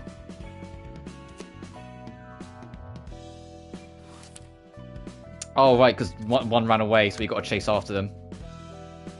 Yeah, Mars ran away, so we got to chase after him. Oh no, Mars was the one that died. These two are the ones that ran away, right. I'm terribly sorry. It's all my fault that the job went wrong. We are taking our hands off of the library from now on. This was out of our scope to begin with. I already sent a report to Desui. What? What about Mars? Was his death pointless then? Really, I'm sorry. You can blame me all you want. I misjudged. Our profession is peacekeeping, not exploration or combat. There's a cake in the fridge. Was that you, boss? Cake? No, I didn't buy any cake yet. I'll go outside for a bit.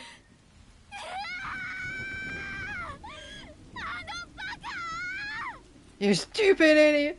Yeah, hey, now we're starting to see the consequences of us just luring people in and murdering them.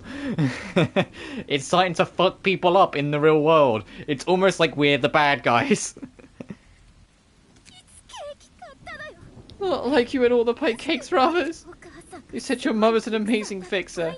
You love to show off your stupidly huge sword, saying it was a gift from her. You practiced so much that you'd just be like your mother someday. Mars's book. That's what happens to the people who die in there. I won't let them toy with him. I'll never let them. San will totally try to stop me if I bring this up. I'll go there on my own. I've got friends to help me too. Boy, this is frankly heartbreaking. Shouldn't have seen that. That's funny, coming from the one who gave a speech on how fixers shouldn't cling to bonds. That's that, and this is this. That's a bit of a catchphrase for you, Roland. That's that, and this is this. Still, reacting to every bit of loss is a waste of energy. Everyone lives with burdens to bear. I have my share of unfortunate events, and so do others. And it's rude to expose that without the listener's agreement. They'd be bothered to learn something they didn't really have to know. They're already carrying a hefty load of emotional baggage, and telling them your sob story will feel like you're showing off how heavy your baggage is. It might feel like a bit of sympathy, but they'll also be displeased. Don't overexpress your feelings, whether you're happy or sad, and say goodbye to each other with appropriate words. It's all for the sake of each other. That sounds even more tiring to me, and I shouldn't let my feelings distract me from my librarian's work, most of all. I gotta stay level-headed and help you collect books about the city. You're right, as soon as you become useless to me, I'll dispose of you. Then I'll go back to my duties of being a useful servant for the sake of my survival, ma'am. Great. Shut up! I don't need a greeting from a despicable piece of junk! I'm here for Mars's book. I'll get his book, kill the monsters here, and blow your head clean off! I'm afraid your third statement is going to be difficult for you to fulfill, dear guest. I said shut up! Ugh, may you find your book in this place.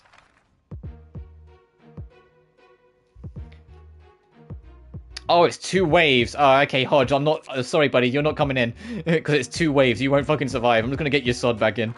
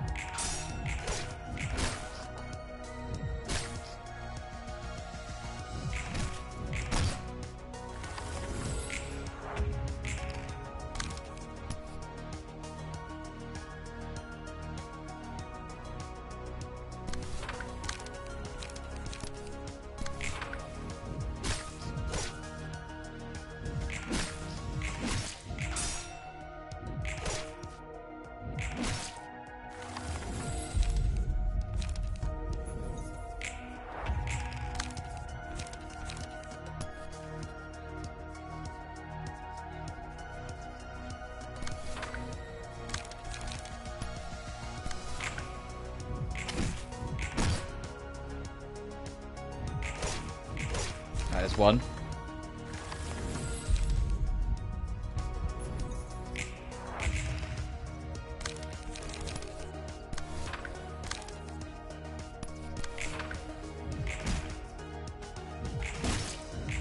Oh yeah, bang! Whacked your ass into the back wall. Alright, that's floor 1.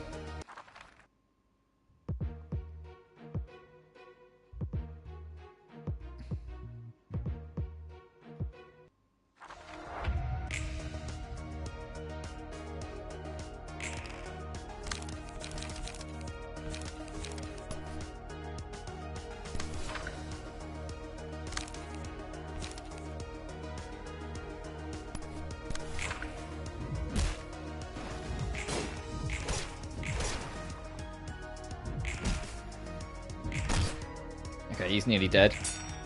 Nice. Ow.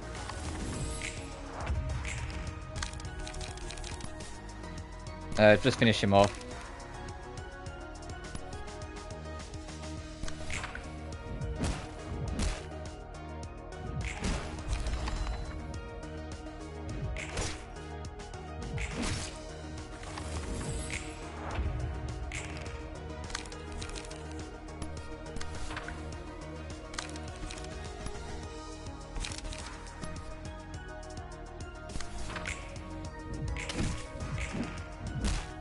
Ooh. Get the fuck out of here. Alright, they're both should be dead this turn, assuming we don't get a real bad roll.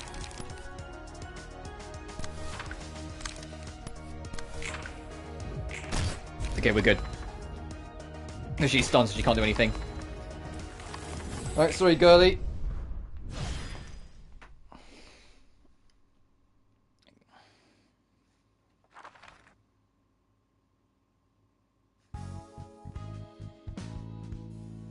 Got a lot of books on that. Are you feeling guilt or any strong emotions? I'd be lying if I said I felt nothing, but I've already seen plenty of these cheap tragedies. Been the victim myself a whole lot of times too. You sound like a seasoned veteran for someone who introduces himself as a washed-up fixer. I have my reasons. What, are you curious? You said it's a rude thing to do, didn't you? Besides, I could simply turn you into a book and read your story if I really wanted to know. Oh, now let's not go there. Well, how about you? Curious to know what our head librarian thinks. Me? Indifferent. I've also seen relationships and scripted deaths too many times in repeats.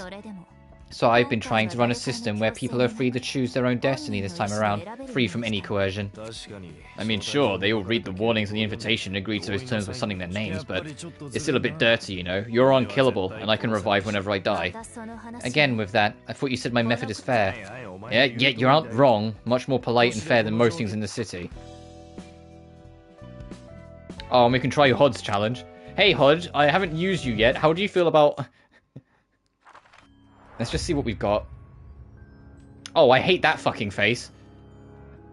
I'm also not a big fan of that background. What the fuck?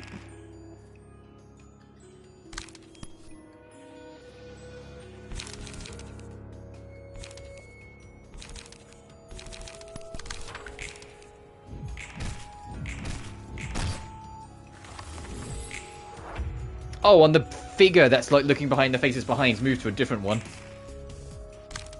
You know what this kind of reminds me of? Some of like the... Okay, look at the background. It's moving between them. It kind of gives me like Binding of Isaac, but like somehow slightly creepier.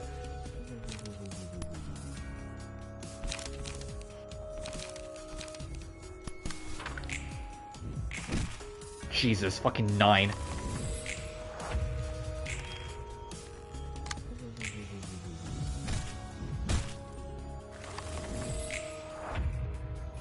What the fuck do you want from me? You keep smiling like an idiot. Oh, Jesus, there's some vicious things coming.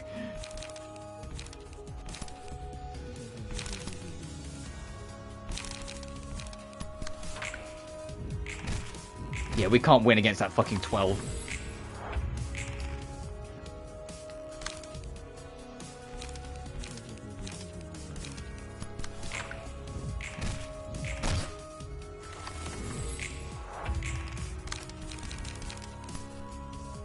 Uh-oh.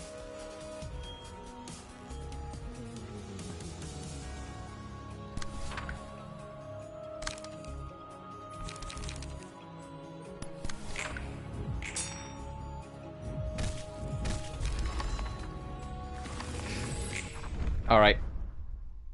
I need to figure out how to, like, counteract that first hit. Let's just dive in again so I can try and feel it out a bit more.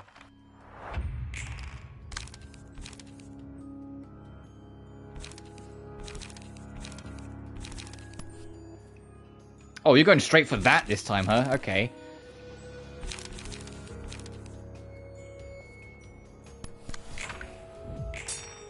And by some miracle, you could have rolled up to a 12, and somehow you didn't. You rolled like a 2, bruh. Take what I can get. Oh, okay, didn't get so lucky that time.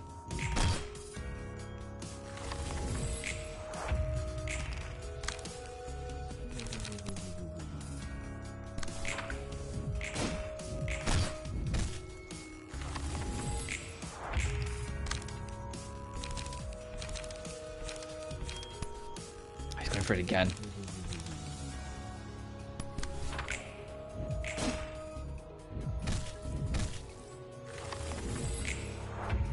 I just have to take this on the chin, unfortunately. Oh, I'm still alive somehow.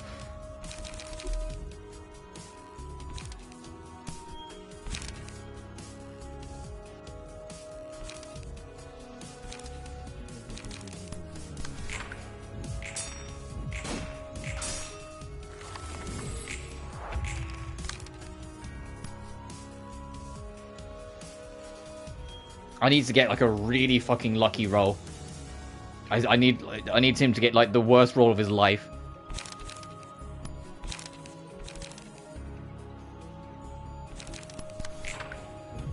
He didn't. He got 16.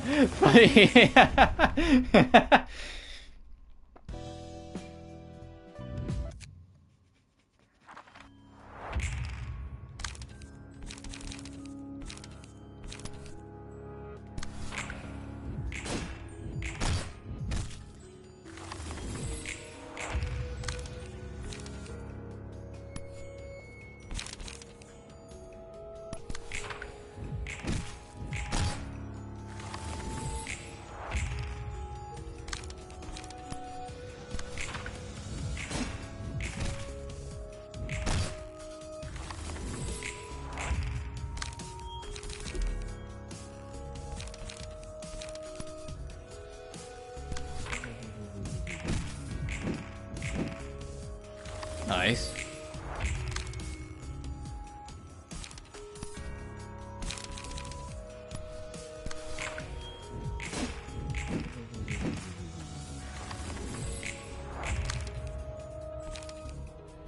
I wish I had 2 points. He's just gonna spam that every turn, isn't he? Ugh.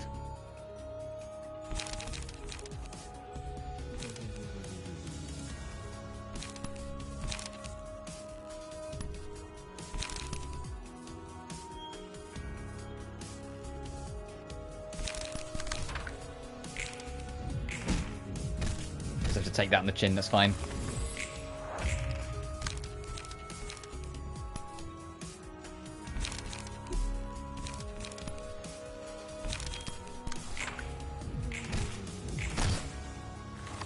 We're close.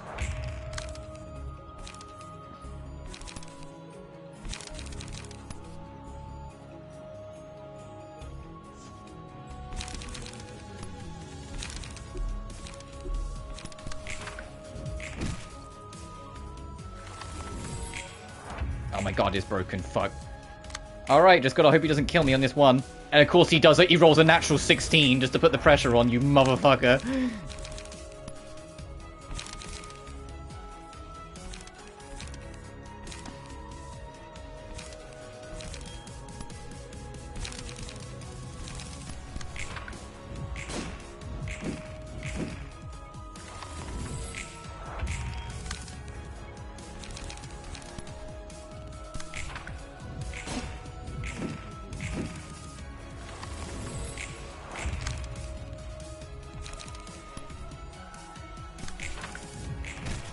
Bitch. I need literally only one more bad roll and we're good.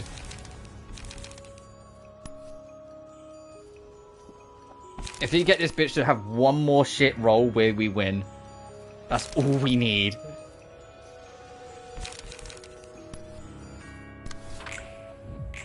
He didn't. Fucking bitch. He got him down to so low, and then he just proceeded to get the best rolls of his life for the rest of the fight. That motherfucker.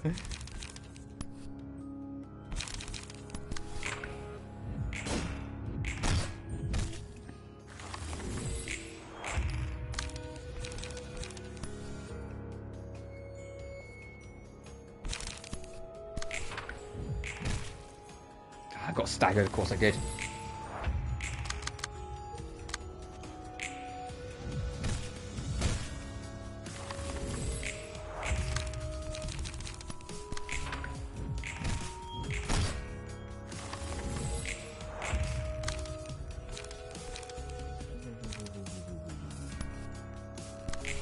Hey, roll a 1.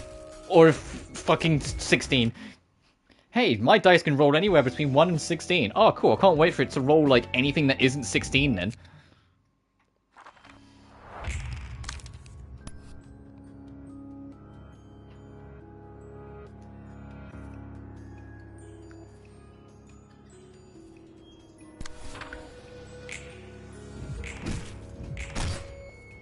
Oh, is it tied? Hang on, I think I've just figured it out. Is it tied to the faces?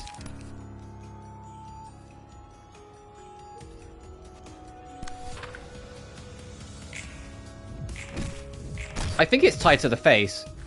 I think that's the gimmick. It's whatever face he has on in the background is what he does. Or like how powerful it is. Which is why he keeps on hitting natural 16s.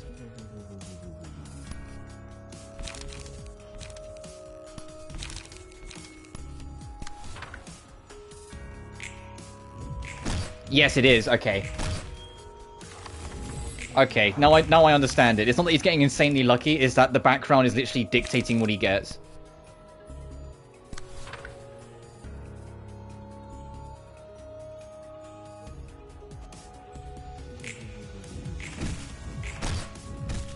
Yeah, because he always gets a 2 when he's happy, and he always gets a 16 when he's angry. Alright, I figured it out. You just have to... And I guess when he was lower health, he's like sitting on the lower end of the spectrum more. Yeah, alright, that's... Alright, once I figured out what the gimmick was, that fight was fine. But...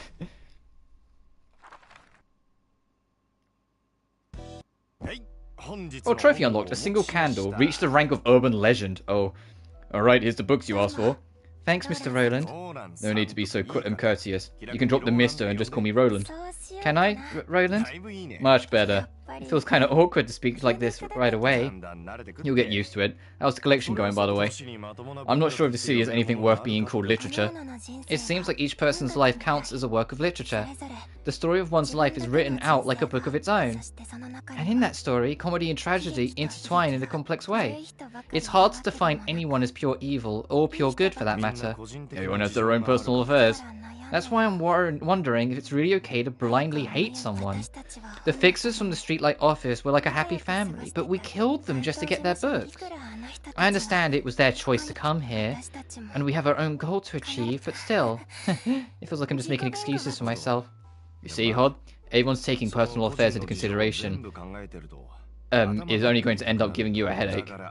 You'd sometimes just be as confused if you hadn't thought about it at all. Thinking about moral standards and fundamental causes and all that only makes everything blurry. All the while, your heart is about to burst from the emotional baggage that won't go. In times like that, you just go straight to where your heart leads. No need to learn or know any further. Much easier that way. Has your advice as a seasoned fixer, Roland? I guess so. Here's a favourite phrase of mine. That's that and this is this. We don't live in a world that can embrace everyone's private matters. Sounds like you've come to terms with reality. Did ages ago. It surely was an easy and comfy way to live, all things considered. Just go with the flow, wherever it may lead. Thanks for the advice. I might need to think about this topic a little more. But the phrase you mentioned might give you comfort for a short while, but it doesn't sound like a motto that will redeem your life. Well, I suppose people have their own way of interpreting things. I'll leave the books here. See you later then. Urban legend. And I savour the magnificent fragrance of the sacrifice which fills my room. Tell me, who do you think will be the one to get through all the mist and claim to collapse the nest in the end? It's hard for me to predict the outcome of this event, Underboss. It has been a while since we were involved in a bloodshed of this scale. However, it is certain that we should not allow the Index to take over the Yolk. Well said, the Middle. The Ring and the Pinky seem to be too occupied with their own business to take part of the strife, and that's a relief. Have you heard of the library, a recently appointed urban legend? Perhaps it will be closely related to this nest we're so concerned with. Go on. Looks like we're about to ride a real big wave. What wave? At this rate, the library will soon be exalted to being an urban legend from its status as an urban myth. The city is brimming with cheap urban myths. It's really hard to tell which are real and which are all made up. What's more, a lot of those urban myths turn out to be pretty plain and boring when you get down to the root of it all. The real fun begins when urban myths get recognized as an urban legend. You're being too roundabout. If the association designates us of a higher grade, we can expect to attract guests of higher class with more valuable information. Is that what you're trying to say? You got it. Urban legends get talked about, people will begin to acknowledge us as a natural phenomenon in the city that's worth their attention. You see, when I was a kid, my grandma used to tell me tales about all sorts of urban legends. They'd always send a chill down my spine. Ah, bugger. Didn't want to be reminded of the old days. Family? Yeah, family. Lost them all, though. So you're without a family now? No one's with me anymore. I was raised by my grandma. Don't know how many parents passed away, and don't know how my parents passed away, and grandma disappeared without notice one day. And then, never mind, something special. What were you even trying to say? Anyways, you said your goal was to get this one book that will give you all freedom, right? That's right. I want the freedom to leave this place, and the freedom to live myself. And the freedom to forget. Then, is freedom the only reason you're trying to gather all these books? You're only half right. During my time living underground, I could only pick up fragmented information from the outside world. I've seen and heard the same stories over and over and over again. I want to hear new stories now. I want to see new faces. That's also why I'm looking for the book that contains everything about the world. And with a little bit of revenge at the same time. Bum bum bum. Revenge, huh? For what? I'm taking revenge on the abominable person and world that made me into what I am. And the after I've completely and thoroughly destroyed everything he dreamed for, will my freedom finally be whole. So you'll eventually get the freedom and vengeance you want if we keep following where this red invitation leads us to. It will guide me to the book and let me achieve such things, to be exact. How exactly those wishes will come true is beyond me. The one book that will complete me in the library. If I can find that one absolute book containing everything I want to know, all will be resolved. Wait, hold on. That's your whole plan? Just find a book? You don't exactly know how to earn that freedom and stuff? The only thing I know for sure is that I myself will become whole at the end of the journey led by the invitation. The library is infinite space. I could extract infinite books from countless guests and store them with all if I wanted to. But simply collecting books that are mostly filled with junk without a clear purpose in mind is rather inefficient, don't you think? Hence the invitation guidance along the path that leads to the book I wish to obtain, as I explained before. Let's say that you've got the one book somehow, but you don't even know what it'll exactly do if you makes you whole. I don't care what happens to me. I'll be satisfied with anything as long as I can get the results. It's almost scary how tenacious you are.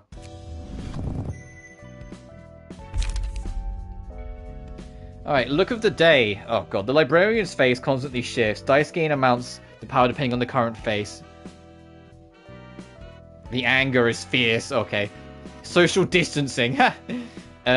Block dice gain extra power and deal 2 to 7 extra stagger damage. And shyness. When using a page, all block dice on that page gain power equal to the number of defensive dice on said page. Oh, we got something that we can do in Keta. Oh, unlock all lower floors.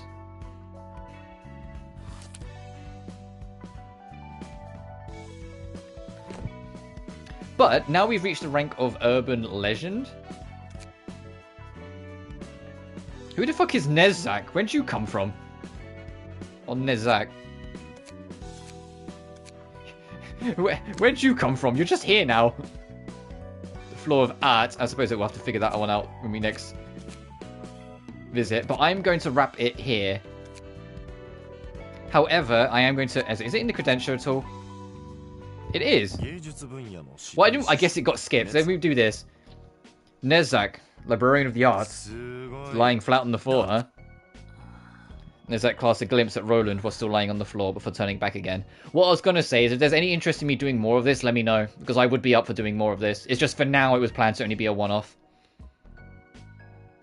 And if I do decide to come back to it, I'll obviously clean up some other projects first, because there's a lot we're doing. The book's all over the floor too, sensing zero motivation to work. Hello, Mr. Nezak, patron librarian. If you keep refusing to cooperate, Angela's gonna raise hell with me. Please wake up. Know how it feels to give everything you got, then make something. I need to see it completely break.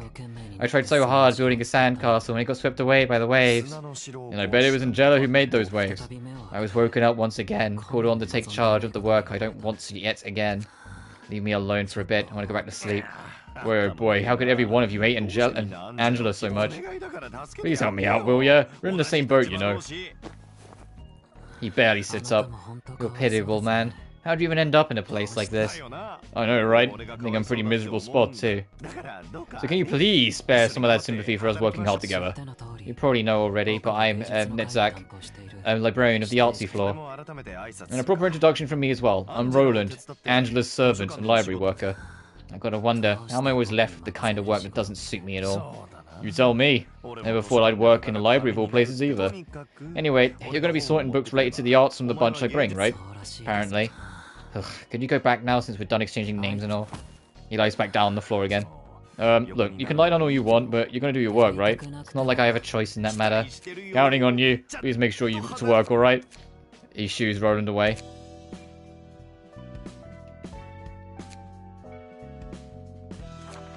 Oh, whoops, didn't mean to click that.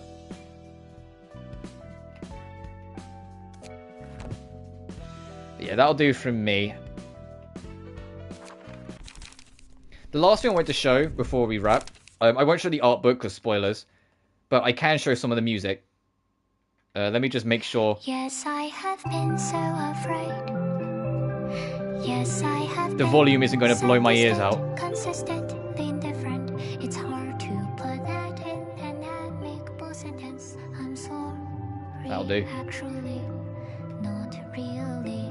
There's stress, so open the curtains. But this game's soundtrack's genuinely really good. I've enjoyed what we've heard, but there's a lot more to hear yet. Iron Lotus is one of my favorites. The other one is Gone Angels, which is like way down here. Yeah, but we have like Malka floors, your Sod floors, Pod floors. There's that. Alright, so we got Tipper, then Gabura. I want to at least get Gabura at some point, so I might do another stream just to get Gabura, because I love Gabura. She also has like the best battle theme in the game.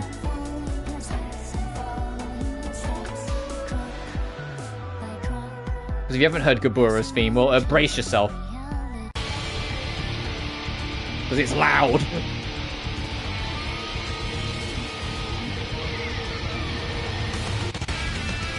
Very loud. And it has 3 phases too. With it getting more chaotic as you go. Like if I go to phase 2.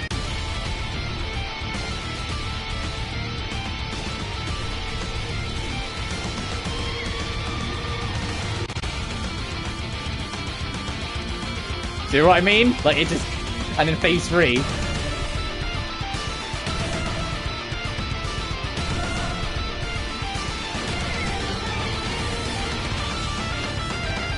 Come on! Yeah, come on!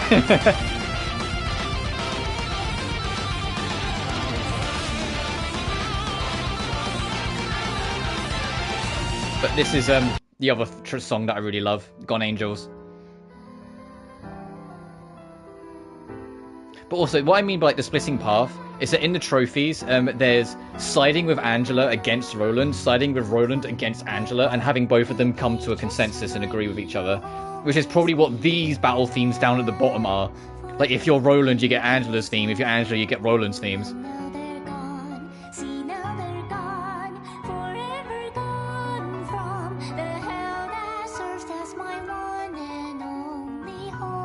And I think Poems of the Machine is the final boss theme, so I'm not going to listen to that.